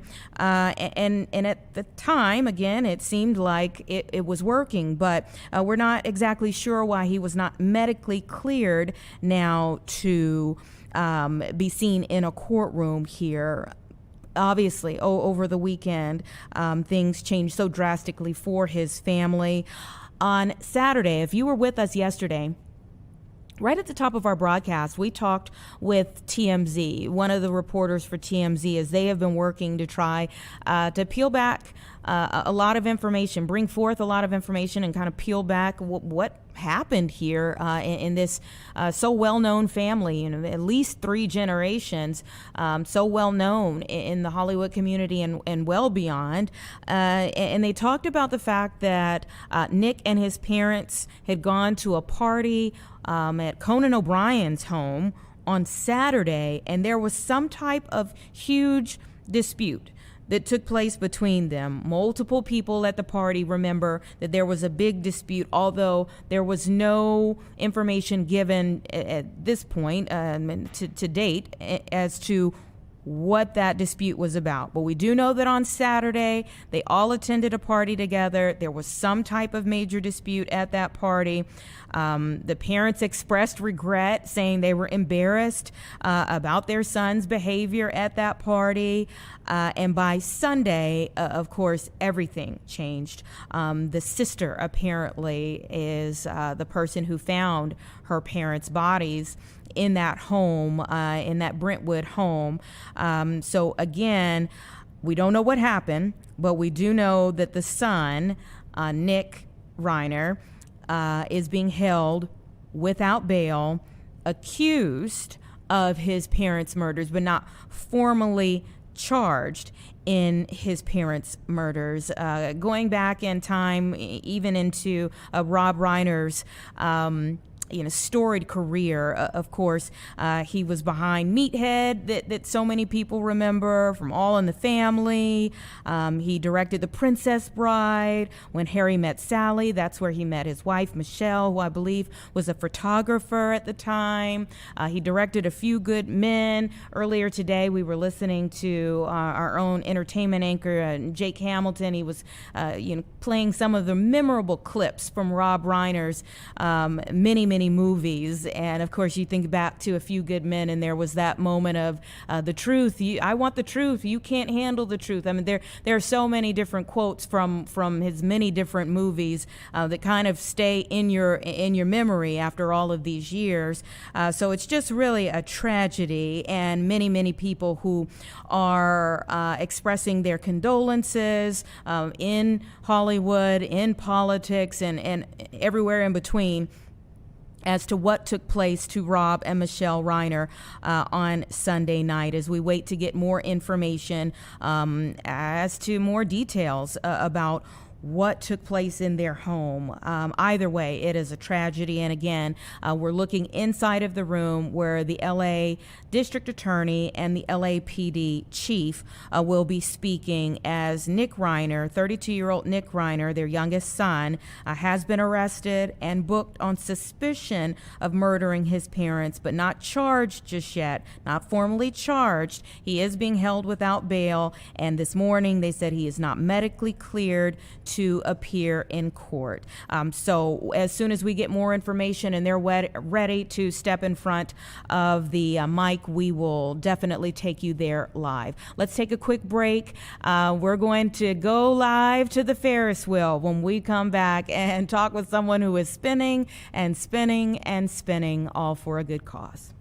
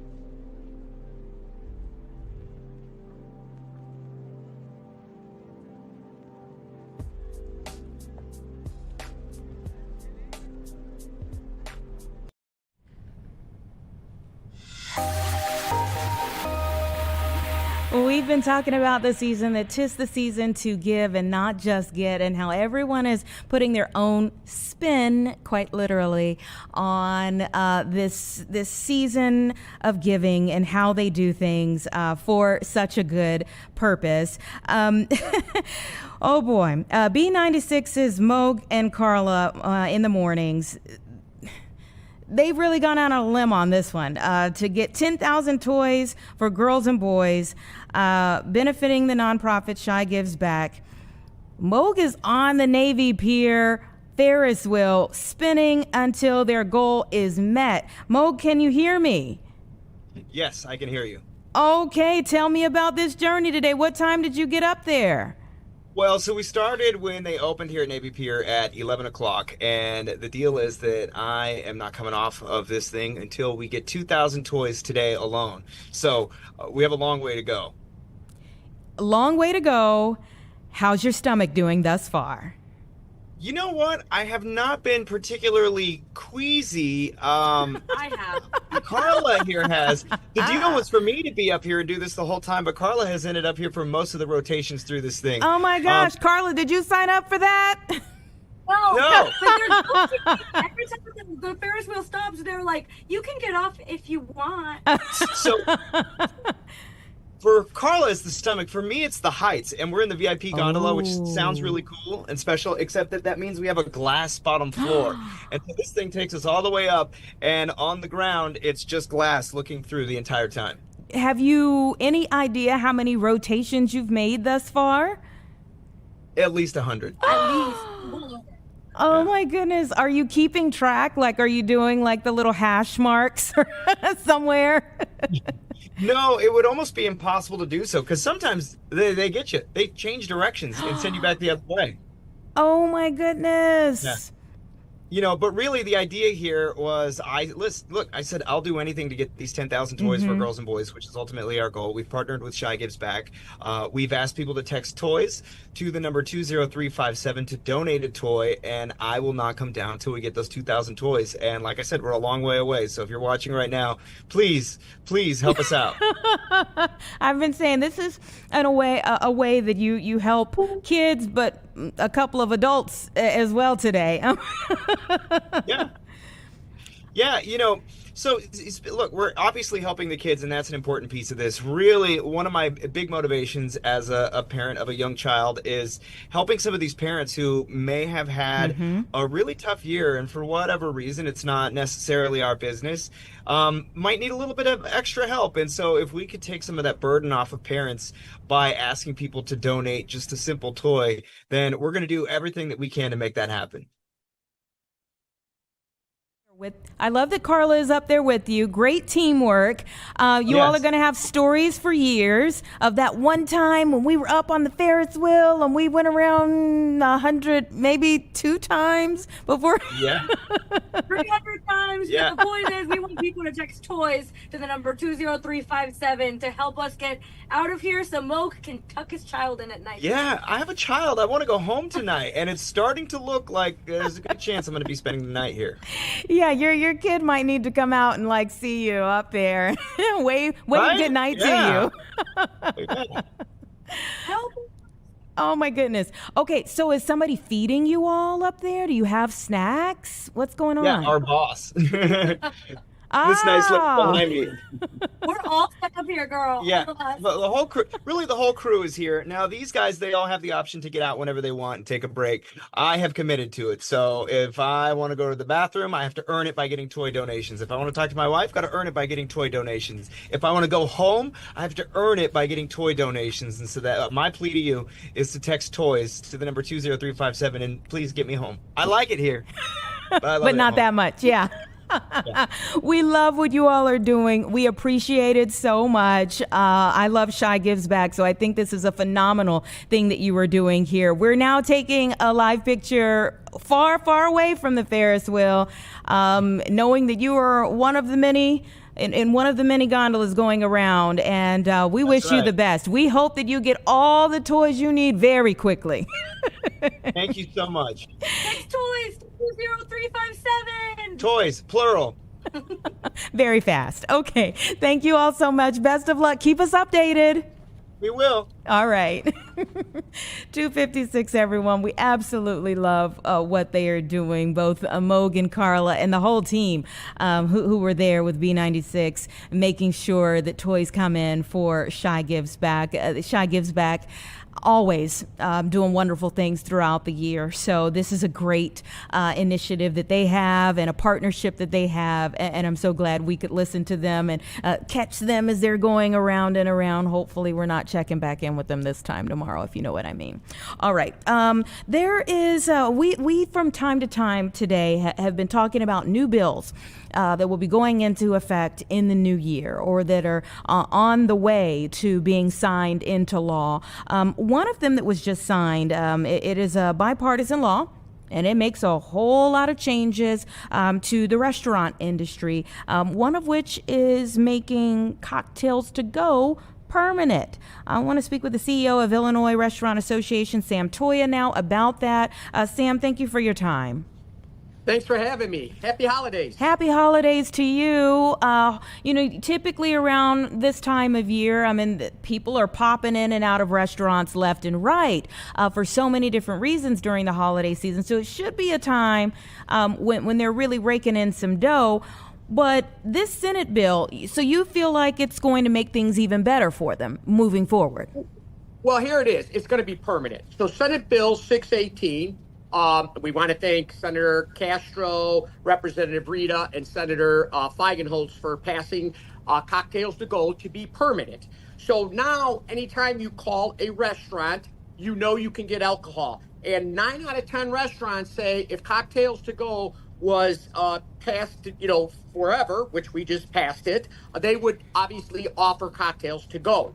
And 54% of the people saying when they order from a restaurant, if they have cocktails to go, they're going to lean towards that restaurant. So the restaurant industry, it's been a little bit tough ever since the pandemic. Product costs up 38%, labor costs up 35%, the elimination of tip credit, it just has made the industry really hard. So with Senate Bill 618, with cocktails to go permanently, restaurants can invest now to offer these cocktails to go through third-party delivery, or if they do delivery themselves. So it is a help. Any way we can help our independent restaurants here and our 77 communities, we are happy for that. Mm-hmm. So you feel like the governor is coming through for you all, as well as these senators who, on both sides of the aisle, who work together to make this happen, seeing a need and meeting it. Obviously, anytime you talk about alcohol and the consumption of alcohol, especially even outside, going from inside to outside of a restaurant, there are concerns about whether you would possibly see the statistics for, say, DUIs or DWIs to increase. What are your thoughts on that? Well, so obviously in Senate Bill 618, Senator Castro made sure there was strict container requirements, age verification to ensure responsible service and compliance. Obviously, there are cocktails to go, so people are going to be getting the cocktails delivered to their house. So hopefully, the drivers ain't drinking it on their way over, delivered to the house, which I'm being funny there. They are not.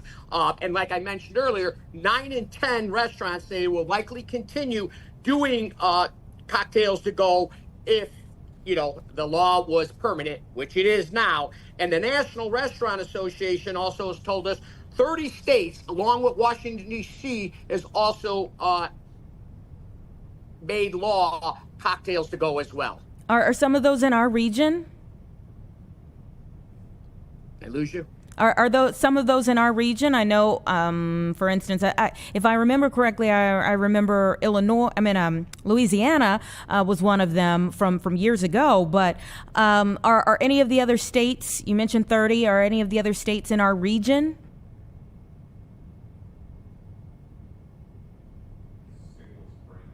Sam, are you there?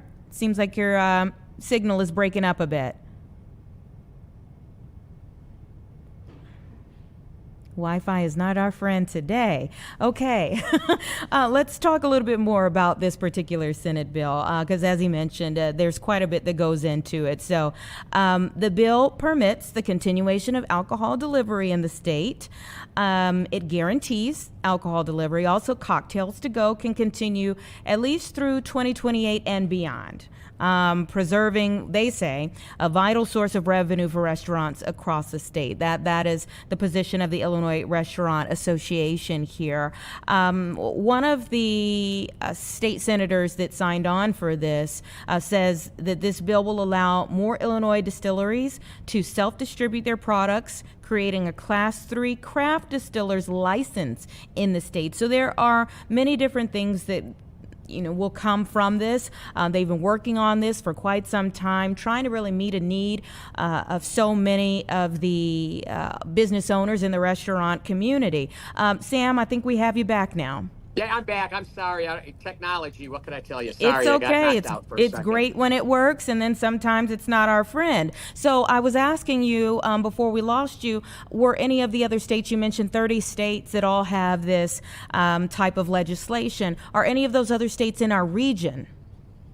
Yeah, yes, there are a few in the Midwest. There is. It basically, it's going from New York to California, with quite a few states in between. But yes, Wisconsin, to name one, is right near us. So this is very good for restaurants because 20% of their business 20% of their business these days are delivery, right? And if you can get a cocktail to go along with your food, this is very, very helpful for the independent restaurants throughout the city of Chicago to offer cocktails to go along with food. So you can get, guacamole and a margarita. So it's very, very helpful. And Governor Pritzker, in signing this into law, it will now take effect July 1st, 2026. Let me ask you this. If this is clearly one piece of the pie to help restaurant owners, what are some of the other things that you think are really weighing on restaurant owners right now in terms of like, hey, we need this to help us with our bottom line? Right. So obviously, as I mentioned earlier, product cost is up 38% since 2020. Labor cost is up 35%. So obviously the tariffs have had a hit on us, increasing prices, because you only can pass on increases to your customers so much before they don't come back. So hopefully we get this inflation under control, get something figured out with the tariffs, because that's increasing prices as well. And then hopefully we can do what they did in Washington, D.C. and bring tip credit back to the city of Chicago, because the average wait person here in the state of Illinois makes $29 an hour. So there's things we're always trying to do to help our independent restaurants. We were very happy to see that when they passed the transit bill, the transportation bill in Springfield this past session, they did not include $1.50 per delivery that was being discussed. I want to give a shout out to Leader Evedina Delgado in the House, making sure that didn't get passed. So any way we can help our independent restaurants, it's important. Because I always say, before the pandemic, the restaurant industry was an industry of nickels and dimes. Now it's an industry of pennies and nickels. So we really got to go out and support our independent restaurants, because we don't want to see any more empty storefronts up and down our commercial streets. Yeah, and it's tough, I think, for legislators, because, we were just speaking just a few moments ago with some folks who see the transit bill very differently. Everyone can look at the same piece of legislation and their own interest and see it extremely differently. Sure, that's true. That's true. You're going to see, yes, yin and yang, right? Yeah. But we were very happy that they got the transit bill done, but we didn't have to put $1.50 on every food delivery to your house. Yeah. Are there things that you are excited about in the new year that are already on the way for the restaurant industry, besides this, that you've been working hard on, that are coming to fruition in the new year? We're very happy that the city of Chicago is doing a New Year's Eve night down here in the Central Business District downtown. That's going to bring a lot of people down to the downtown area for New Year's Eve, which then will put a lot of diners and seats. So anytime we can do anything when it comes to conventions, tourism, and culinary tourism, we're very happy, because it's all about guests in beds and diners in seats. So anytime we can do that, that's important. So we're very happy to work along Choose Chicago and bring in more and more tourists to the city of Chicago. It is very interesting, and obviously we want all of our business owners to thrive, but it's good to be able to hear, like, what are the things that we could be doing differently to help them in them, and they are a part of the engine, the economic engine. So us pouring into them then helps us overall.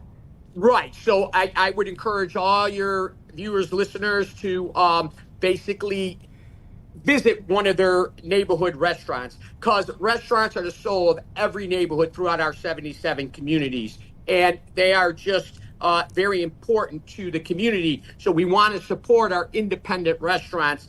And if you visit them or even get delivery with a cocktail to go, that would be great. because you're only as good as your last meal, and we want more and more people to go out to eat. Hopefully we get this inflation under control, and we, figure out this tariff situation as well, so we could try to at least stabilize prices. Yeah, you have inflation, you have tariffs.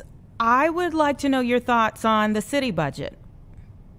Yeah, good question. So one thing is we never wanted to see no head tax. The reason we want to see no head tax is because, even if they put it on, corporations of 500 or more employees, they won't have the employees come downtown, because the way the ordinance is written, 50% of the time you have to work downtown. So they'll have the people work from home 60% of the time, maybe come downtown 2 days out of the 5 days. But when they don't come downtown, they're not going to the restaurants for lunch, for happy hour, for dinner, and that hurts our independent restaurants. So we really felt that the head tax is a job killer. Hopefully they don't do the head tax. We understand, everyone has to sacrifice. We do know business is sacrificing. We know the PPLT, that's the cloud tax, is going up. That's a tax on businesses. So we're not saying we don't want to be at the table. We understand business has to be at the table, but the head tax really hurts everybody. It's a job killer. Mm-hmm. Are there any things that are on the table right now? Talking to the restaurant association on the table, but are there any things that are on the table right now that could help you in the budget as of right now? Again, they're talking about, making sure that we bring in more tourists. Anytime you bring in more tourists, that's good for the restaurant industry. Again, this is a tough budget. It's a tough budget, but we just do not want to see the head tax in there. That is the biggest problem we see. Obviously, we wouldn't want to see the cloud tax go up, but we understand that. We also understand that the bag tax is going to go up, the plastic bag tax. So there are things there that still is going to cost consumers money. However, the one thing that will help our independent restaurants, especially in our 17 wards that touch our 25 municipalities, is finally bringing video poker to the city of Chicago, because restaurant bars, especially our independent restaurant bars, like I said, in the 17 wards that touch the borders of other communities, like in the 19th ward, Oak Lawn, or in Little Village, Cicero, because Oak Lawn and Cicero already have video gaming. So if we can bring them in for these restaurants in those wards, that would be great. Really interesting. I love, hearing different perspectives on things. When they talk about even the possibility, at this point, the alders and the mayor have even added on Saturday. We were speaking with our political reporter, Paris Schutz, about the fact that they've added on a work session on Saturday. So they're working every day to try to come to some type of consensus on this budget. Obviously, they have to by the end of the month. But, as they work toward it, it's good to hear all of the different things that kind of work for and against different communities and different industries. So thank you so much. Absolutely. That's why I always say you bring everyone to the table. Everyone's got to sacrifice a little bit, and let's figure it out. You know what I mean? We all live in the city of Chicago. We all want the same thing, because we are the greatest city in America. As the mayor say, we're a freaking good city, right? So. That is what he says. All right, Sam. Yeah. Thank you so much. Appreciate it. Thank you. Okay. 3:10 right now. Let's take a quick break.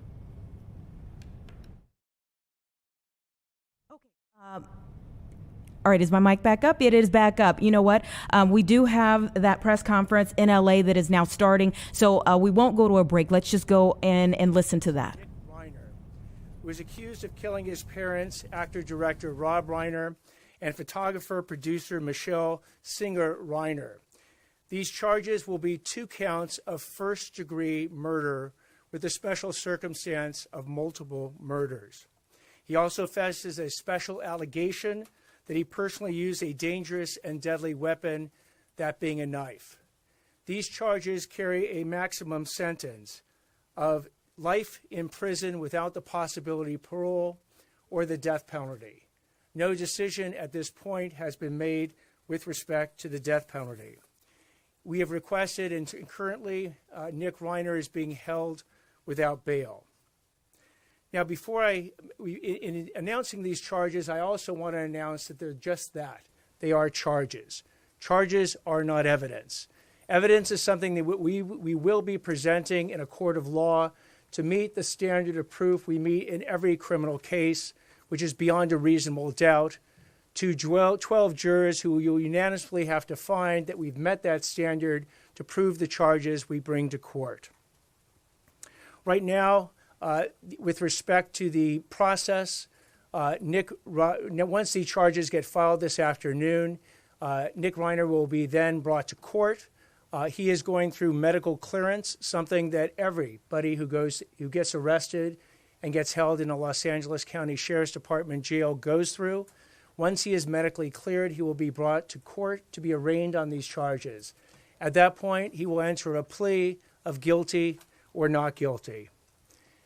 Now, prosecuting these cases involving family members are some of the most challenging and most heart-wrenching cases that this office faces because of the intimate and often brutal nature of the crimes involved. Rob Reiner was a brilliant actor and director, an iconic force in our entertainment industry for decades. His wife, Michelle Singer Reiner, was an equally iconic photographer and producer. Their loss is beyond tragic, and we will commit ourselves to bringing their murderer to justice. I want to thank LAPD Chief McDonnell, who is here today, along with Deputy Chief Alan Hamilton from the LAPD and LAPD Captain Scott Williams and the entire robbery homicide division, who literally has been working around the clock to gather the evidence that have led to the charges we're going to be filing today. Also from my office, I have Assistant District Attorney Maria Ramirez. I have Director of Specialized Prosecutions John McKinney. I have our Head Deputy of Major Crimes, Craig Hum. And I have the two prosecutors who will be leading the prosecution in this case, Assistant Head Deputy of Major Crimes Habib Balian, and Deputy District Attorney for Major Crimes, Jonathan Chung. They will bring their decades of experience to holding this murderer accountable for his actions. At this point, again, you will hear in the media rumors, you will hear speculation, you will hear hearsay. What I'm asking everyone to do is to rely on trusted sources. If it doesn't come from the District Attorney's Office, from LAPD, from the coroner's office, or from the courtroom itself, and there's a good chance you are hearing misinformation. Because at the appropriate time, the actual evidence involved in this case will be presented in a court of law. So I ask for your patience until that is done. But again, please do not rely on rank speculation, rumor, or hearsay to believe that you understand anything about what went on in this case. I'd now like to turn it over to Chief McDonnell. Thank you. Well, good afternoon, and thank you all for being here today. And it's with deep sadness that I address the tragic loss of Robert and Michelle Reiner. On December 14th, 2025, LAPD officers from our West Los Angeles division responded to a death investigation at the 200 block of South Chadbourne Avenue, which is in the Brentwood section of Los Angeles. Upon entering the residence, they discovered the bodies of Mr. and Mrs. Reiner. Detectives from our Robbery Homicide Division Homicide Special Section immediately initiated a comprehensive investigation. The evidence gathered led to the arrest of their son, Nick Reiner, who was taken into custody later that night without incident in the Exposition Park section of our city. Today, the Los Angeles County District Attorney's Office has formally filed charges against Mr. Reiner for the murder of his parents. This case is heartbreaking and deeply personal, not only for the Reiner family and their loved ones, but for our entire city. We extend our deepest condolences to all of those who are affected by this tragedy. I want to take a moment to recognize and thank our criminal justice partners, the District Attorney's Office led by D.A. Hochman, and everyone who worked tirelessly on this investigation. Their swift action, professionalism, and commitment to justice have been instrumental in bringing clarity and accountability to this case. The LAPD remains steadfast in our mission to protect life and uphold justice. We will continue to support the Reiner family and ensure that every step forward is taken with care, dignity, and resolve. Thank you. We'll now take some questions. Yes, right here in the front. Mr. Attorney, could you talk about why you feel this case rises to special circumstances? So special circumstances is a situation where one of the enumerated factors that lead to elevating in some ways a first-degree murder case to a special circumstance first-degree murder case occurs. One of those special circumstances is called multiple murders. Here we have two, and it qualifies under the definition of multiple murders to allege the special circumstance in this particular case. Chief, I saw over here. Nick Reiner found, and was there any evidence on him indicating a crime, and did he say anything? Yeah, he was found with good, solid police work, investigative tools used by robbery, homicide, and gang and narcotic division detectives with the U.S. Marshal Service Task Force involved as well. So we're thankful for the work that was done. I won't go into talking about what was found or anything that could potentially taint the investigation. Chief, one quick follow-up question, Yeah. sir. Given Nick's history of drug use, was there any indication that he was under the influence at the time of this crime? No, thank you again. That's another question I can't touch. And following up on that, is there any evidence of mental illness in his background? Yeah, you can talk. I'm sorry, please repeat the question. Is there any evidence of mental illness in his background beyond the addiction? The evidence, any evidence, if there is any, of mental illness for his background will be coming out in the hearings that will occur. We anticipate, again, after the arraignment, the process will go through the normal process a case like this goes through. At the appropriate time, if there is evidence of mental illness, it will be presented in court and in whatever detail the defense seeks to do that. Yes, right here. Are you anticipating any kind of significant delay in bringing this case to trial on the basis perhaps that Dick may have to undergo significant psychological evaluation, which would also give your people what they need in the way of background to what might describe why his actions happened the way they did? We don't anticipate any significant delay more than is involved in a first-degree murder case with special circumstances. These are some of the most serious charges that a DA's office can bring against anyone. And we anticipate that the discovery that we will produce to the defense will be robust. It will be very involved. They'll want adequate time to review it. They'll want to go through every single factor that they can ascertain in the defense of Mr. Nick Reiner. So again, this will proceed along the tracks that many of the first-degree murder cases proceed. Do I anticipate it being particularly fast? No. I anticipate it being very thorough. Yes, right here. Cause of death and time of death. Can you share any information about that? We are not at this time. Yes. Yes, right here. Did other members of the Reiner family help with your investigation so far, and did they provide any information or assistance which led to Nick being arrested? Let me defer to the chief on this. Good. Hi, I'm Deputy Chief Alan Hamilton, Chief of Detectives. We don't have any specific information we're going to release at this time regarding the family's information they provided. As we move forward, that information will be discussed in the appropriate venue, which would be the court. Yes, in the front here. Sorry for the chief. Can you talk anything more about just not the condition that Nick was in when he was arrested? Was he a resident? Was he walking around? Was he observed by people in the neighborhood? Like anything else you can tell us about the nature? So specifically, he was arrested in a public area, in the Exposition Park area near the University of Southern California campus. He was approached by the officers and he was arrested without incident. There were no indications that there was no indication that he was going to resist or anything like that. He didn't flee or anything like that. He was taken into custody without issue, and he was transported to our police headquarters facility. Take a question back there, yes. He has been alleged, one of these special allegations is that the murder was committed with a deadly weapon or a knife. As to where and how the weapon was located or will be located, that will actually be evidence we'll present in court. We got two more questions. Two more questions. Let me take a question over here. Give us a timeline of when you think the murders occurred, because now we know that there was an altercation on Saturday night at a party. Do we know that this happened Saturday night or maybe Sunday morning? I'll defer to the chief on this one. Yeah. I'm sorry, we don't have that kind of specificity yet. We're waiting the coroner to be able to try and determine as best they can at this point, time of death. Chief, where were the victims found? Can you say where the victims were found? We'll take the question back there. Yes, can you tell us who called 911? Chief, if you We know. got a radio call from fire department. I can.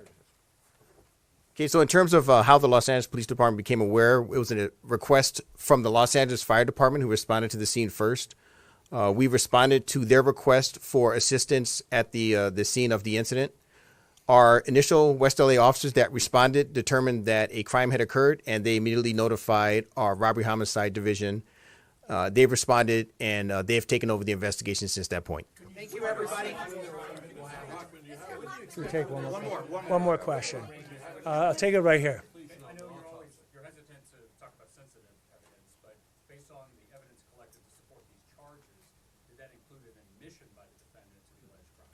So any statements made by the defendant at any point in time would be the type of evidence we will be presenting in court. I'll take one last question right here. Sorry, I have a question. Hold on one second. I just identified this gentleman. Oh, I thought you were pointing at me. Sorry. Do you have an estimated time for completion of the autopsy and the information coming from the medical examiner to your office and to the detectives in the case? We do not have the estimated time that it will take. We know that they're working on it expeditiously, but as to when they deliver it, we do not have that estimated time. I'll take that one last question back there. I was just wondering, I know these types of cases are especially difficult. How much do you take into account what the family wants when it comes to charges when you're dealing with a domestic situation like that? And does that factor into whether you will go after life of parole or possibly the death penalty? In these cases, like any of these cases, we will take the thoughts and desires of the family into consideration in making our decision. Thank you all very much. How is the arraignment determined? Once the celebrities visit the crime scene, does that taint the evidence?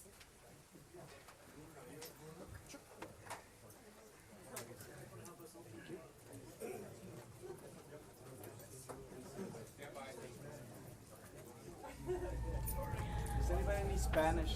All right, so we just listened into that press conference. So many people have been following this case here over the last 48 hours in the deaths of Rob and Michelle Reiner at their Brentwood home over the weekend. So this was the L.A. District Attorney and the LAPD Chief giving some information that we are just learning now that Nick Reiner, the 32-year-old son of the couple, has been formally charged now. This is new, with 2 counts of first-degree murder. They said that it could result in the death penalty or life without parole. This is a charge with special circumstances because of multiple murders. And the DA was saying there that's among the most serious charges that a DA's office can bring. The police chief said that Nick Reiner was arrested near a college campus. Again, they went back into the fact that the charges, 2 counts, first-degree murder, special circumstances because of multiple murders, are not evidence. They would not comment on what exactly was found in the home, or whether Nick was under the influence at the time that they found him. Obviously, he has a long history of substance abuse that was well documented with his family, even creating a movie called Being Charlie, where they talked about his efforts to recover from his substance abuse issues. But they would not comment on whether he was under the influence of anything when he was found.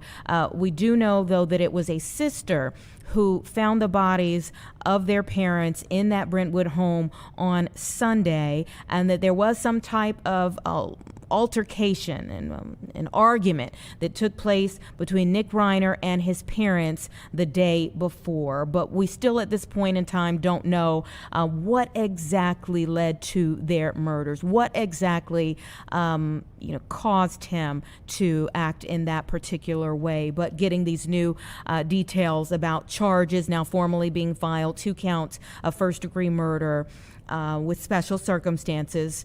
in this case against the 32-year-old son of Rob and Michelle Reiner could result in the death penalty or life without parole. But another piece that we learned earlier this morning is that Nick has not gone before a judge thus far. These charges are new, but he had not gone before a judge this morning because he had not been medically cleared. So that was another thing that they touched on there in their press conference, because a lot of people were thinking, like, what does that mean? Does that mean he was under some type of influence? Again, they weren't commenting on whether he was under the influence when he was found or not, but they did say that everyone goes through medical clearance before going before a judge. So it still doesn't let us know whether he was under the influence of anything, but it does let you know that everyone has to go through that process. He had not cleared the process as of this morning and therefore had not gone before a judge. But we do have now formal charges against Nick Reiner, the 32-year-old son of Rob and Michelle Reiner, for the heinous murders that took place over the weekend. It is 3:27 right now. We're going to take a quick break. We're going to come back with our chief meteorologist so we can talk a little about the temperatures. We're going to thaw out a bit over the next few days. So it's good news when we come back.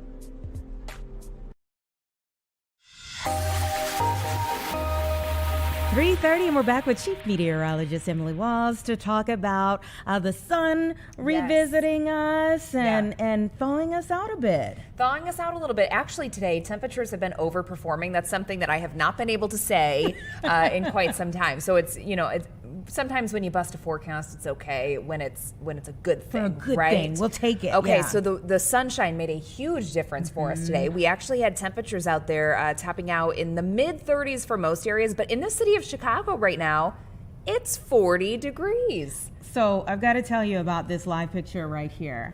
Our friends with the radio station, B96, are going around and around on that Ferris wheel until they get 2,000 toys to give to Shy Gives Back. So make sure you all help them out. We hope that we're not checking back in with them tomorrow, still going round and round on the Ferris wheel at Navy Pier, trying to collect toys. We would like this to happen, to end sooner rather than later, but at least they're getting the sunshine. At least they're getting the sunshine, and at least temperatures are running warmer for there them is too, that, right? yeah. And what a view it would be up there right now. And if you haven't been to the lakefront, maybe you haven't seen any of the cams that we have down there just yet. But there's pancake ice that's on the lake right now. So because of the frigid temperatures that we did have and that water kind of sloshing around a little bit, there's been some ice development. Now, I don't think it's going to stick around for very long because temperatures in the next couple of days, they're going to be above the freezing mark, and then we're going to be well above freezing later this week. So we have this long-awaited warming trend, and we've earned it. We sure have. We have. It's We been sure a have. very cold start to your December, but this is really something that we were counting on. The first half of December looked colder than average. We certainly had that. And now we're starting to kind of change this weather pattern. We're still going to have a couple cooler days here or there, but the overall pattern is for warmer temperatures. I think the interesting thing is that we're warming up the closer we get to Christmas. That's the only caveat where it's we went through all of this, right? We had snowfall that's now up to 17.3 inches. Last year in total, we had 17.6. So we've gotten all this snow, and unfortunately, I think a lot of it, if not all of it, may just melt away by Christmas. So, I'm of course keeping a very close eye on the forecast as we're going toward Christmas. A lot of people really hope to see that white Christmas. That's when you want it. Yeah. But, if you think back to Thanksgiving, we had that nightmare of a system that was coming through during the holiday travel. Oh, yes. So after that one, I think, it's okay if we don't have that white Christmas this time around, because I think for folks traveling, it's really going to be a pretty easy holiday stretch to get through. So your 7-day forecast here. Tomorrow, we're going to be in the 40s again. It's going to be gorgeous, partly cloudy conditions during the day. Thursday, 100% chance of rain. It will be raining Thursday morning. It's not going to last all day. I think it's a first half of the day kind of deal. And temperatures still look very mild. We're going to be in the mid, maybe even upper 40s, but then temps are going to come crashing down after the cold front. Dun, dun, dun. I know. So any remaining rain showers that we have late in the day into the evening hours, those are likely going to switch over to snow showers. So we're going from a high of 47 degrees on Thursday down to a low in the mid-teens by Friday morning. So a very quick shot of cold air. But I don't see any negatives on the screen. No negatives. And this weekend, I heard several people this past weekend asking about the weekend that's coming up because they had to put off some of their holiday shopping because it was just too cold. So this weekend ahead, no issues. It's going to be actually really nice. We're going to be above average on Saturday with a high of 42. Dry skies expected this weekend. Sunday, partly cloudy, a little bit cooler in the 30s. But keep in mind, average for this time of the year is mid-30s. So we're going to be pretty close to that early next week. And here, Saturday, of course, is the big game. The Bears and the Packers, the rematch, the get-back game. And I went to the game on Sunday against the Browns. How'd you hold up? Now, Did you make it the whole game? I was inside for the game. I went out, of course, to get in, you're outside. And I went out for pregame, and it took about 30 minutes. At the very least, for me to regain the use of good speech after good speech and we were after dealing with temperatures and wind chills that were cold enough that frostbite can set in about 30 minutes or less. So that was a day that I was grateful to not be out and about. There's a lot of folks that unfortunately they work outside, whether it's the weekend or during the week. And it's days like that folks really need to be careful. But fortunately, we're moving in the right direction. There were here. people in huge bear costumes, and I was like, That's really the way smart. to do it. Really smart. You look really warm, and I'm thinking you really did something well. Saw a lot of people in snowsuits, and I was like, that's smart too. I mean, how else would you do it? Yep, they made it work. They've been there before, but this weekend you won't need as much of the layering. I guess is what I was getting at. You normal won't, football weather is what we're going It's just toward. normal cold this normal. We can take it. Yeah, we can certainly take it. Ready for it, like you said. We've earned it. We have. So hopefully we earn a Bears win as well this weekend. Thank you so much. You're welcome. Appreciate it. We'll be right back, everyone.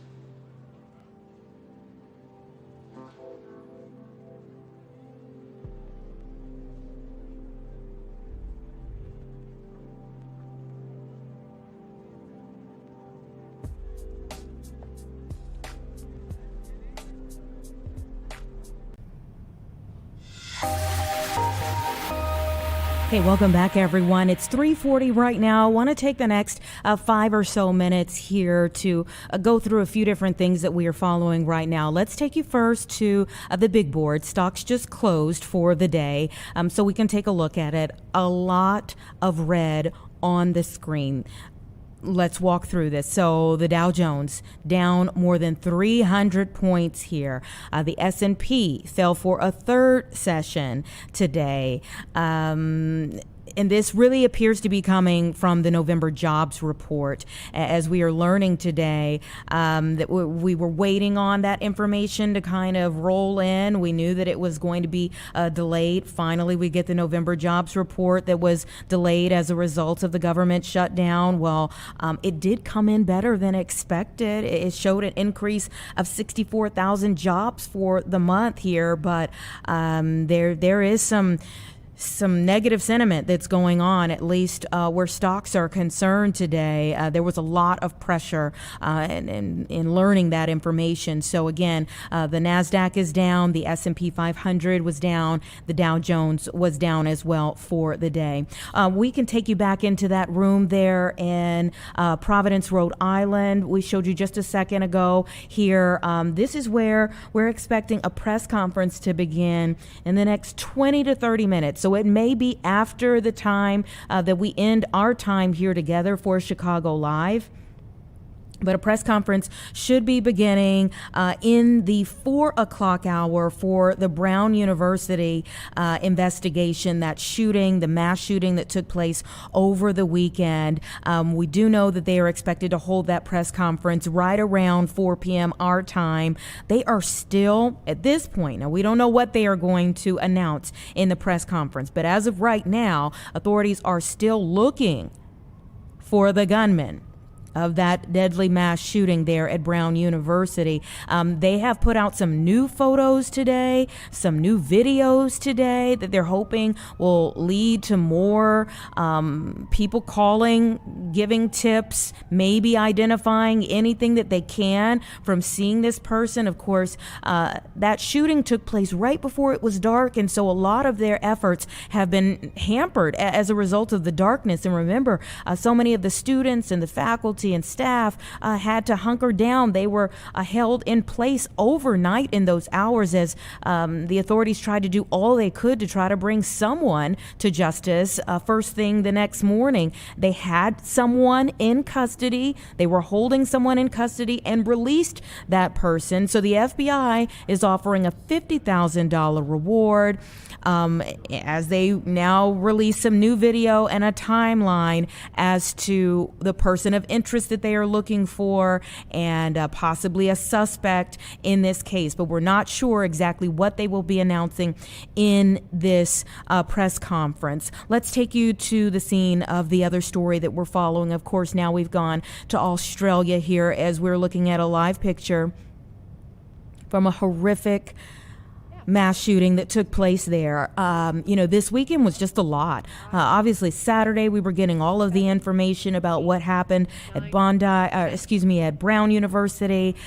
And then Sunday, you learn about what was happening at Bondi Beach. The first day of Hanukkah, the celebration that is continuing on, but now with such a cloud after the loss of so many lives at Bondi Beach, people just going out there to celebrate. And so now large crowds are expected in the wake of this horrible tragedy still for the funerals of the rabbis. There were 2 rabbis who were among the 15 people who were killed at Bondi Beach over the weekend on Sunday, and the rabbis' funerals are now scheduled for tomorrow. And so there are people who are expected to flood that area for their funerals. But as you can see here, people are already just coming out in droves to pay their respects and to really just think about what has taken place there. The government there in Australia now getting a lot of calls for them to do more to tackle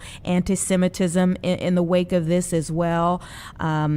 Thousands of people are expected to gather for a vigil that's expected to take place even later on this evening, and it will include the parents of one of the youngest victims, a 10-year-old girl.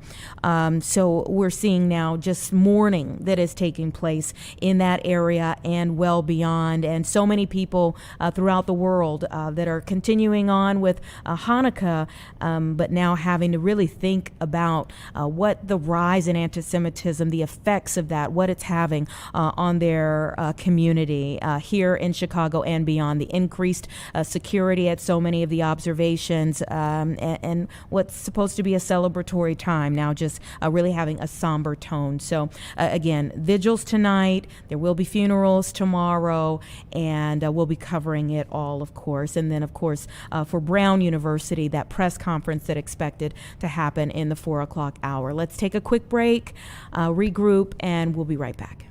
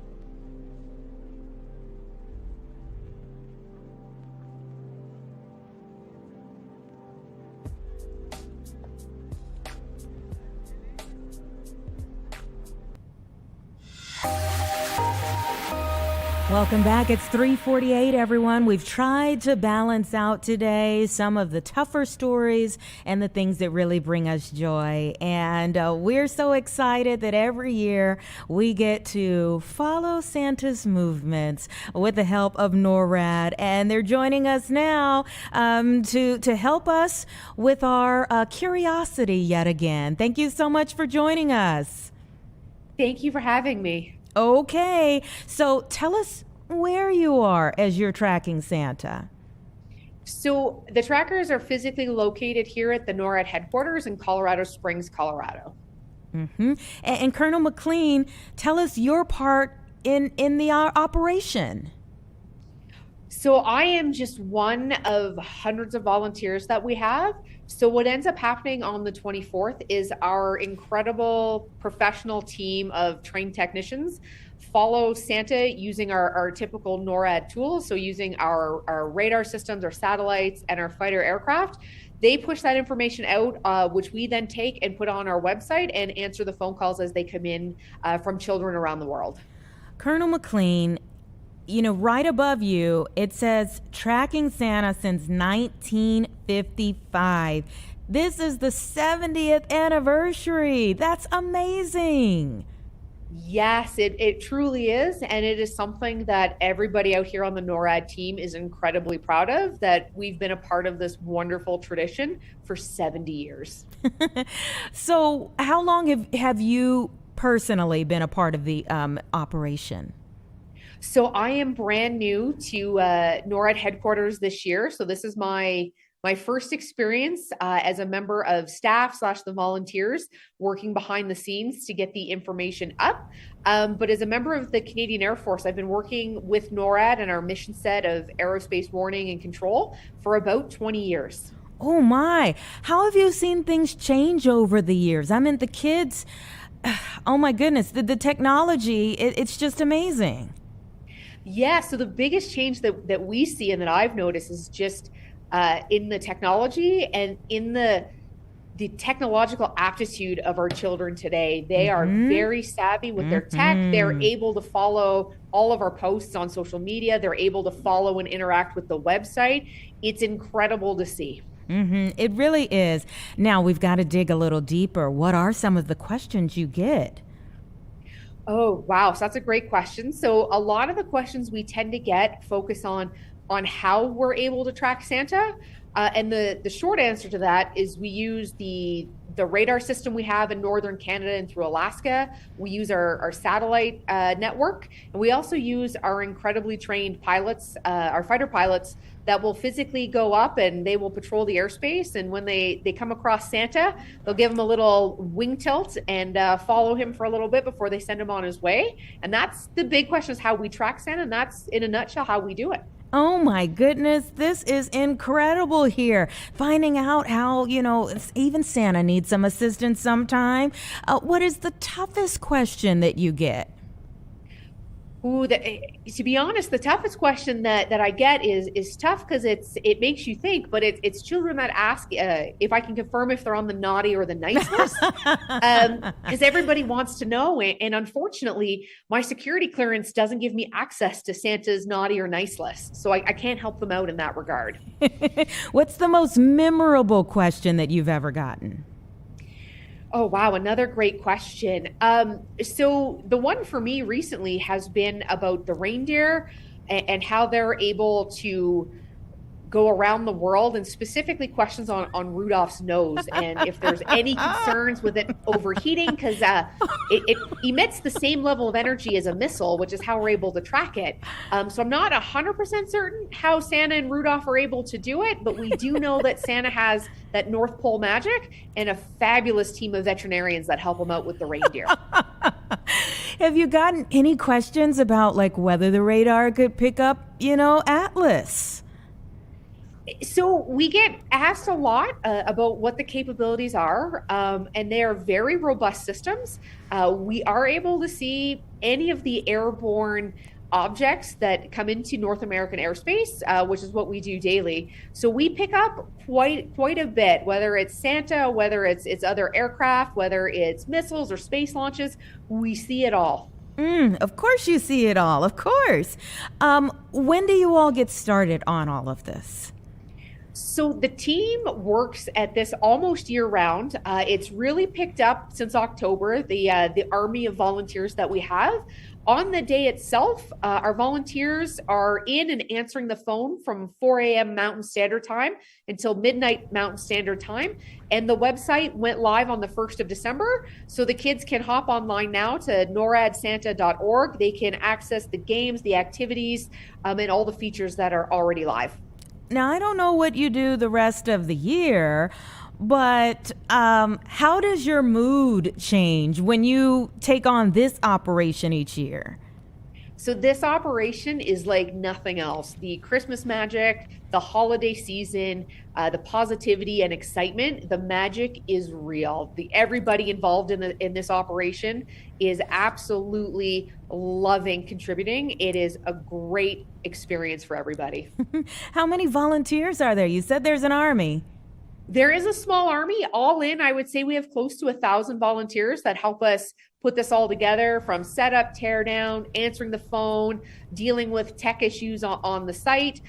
We also have over 70 contributors, tons of community members and volunteers. It really is a small army here. It's almost like a mini North Pole. Of course.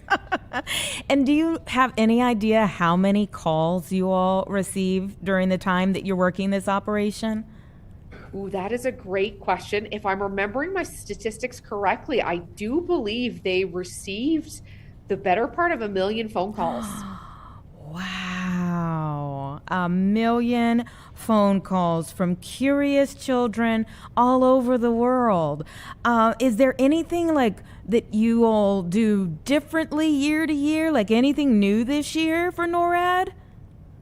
So new specifically to this operation, we've upgraded the website and some of the tech features. So this year we have web-based calling, which is fantastic, which means children from around the world can call in. Our website this year is available in 9 different languages, and our call center, which is on the web-based calling, also features live translation support in up to 200 languages. So we're really proud about these changes and advancements. As you should be, as you should be. Just on a final note, what is your job outside of working for NORAD? So outside of tracking Santa, I'm the Assistant Chief of Staff here at the NORAD and Northcom headquarters. Okay.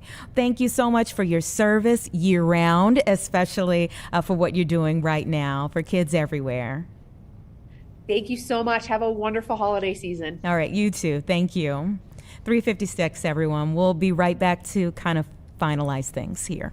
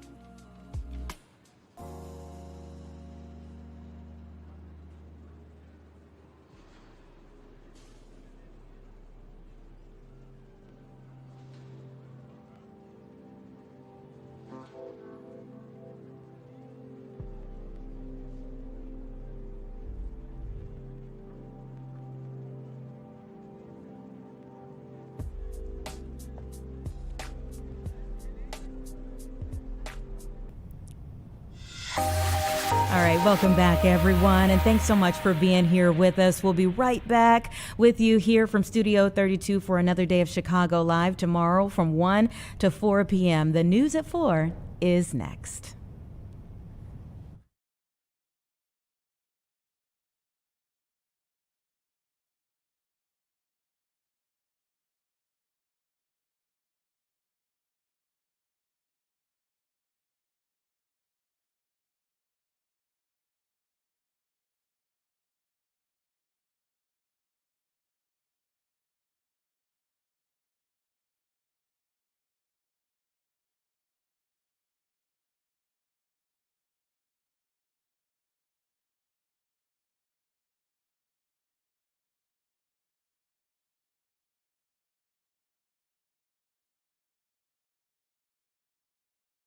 From Chicago, this is Fox 32 News at 4.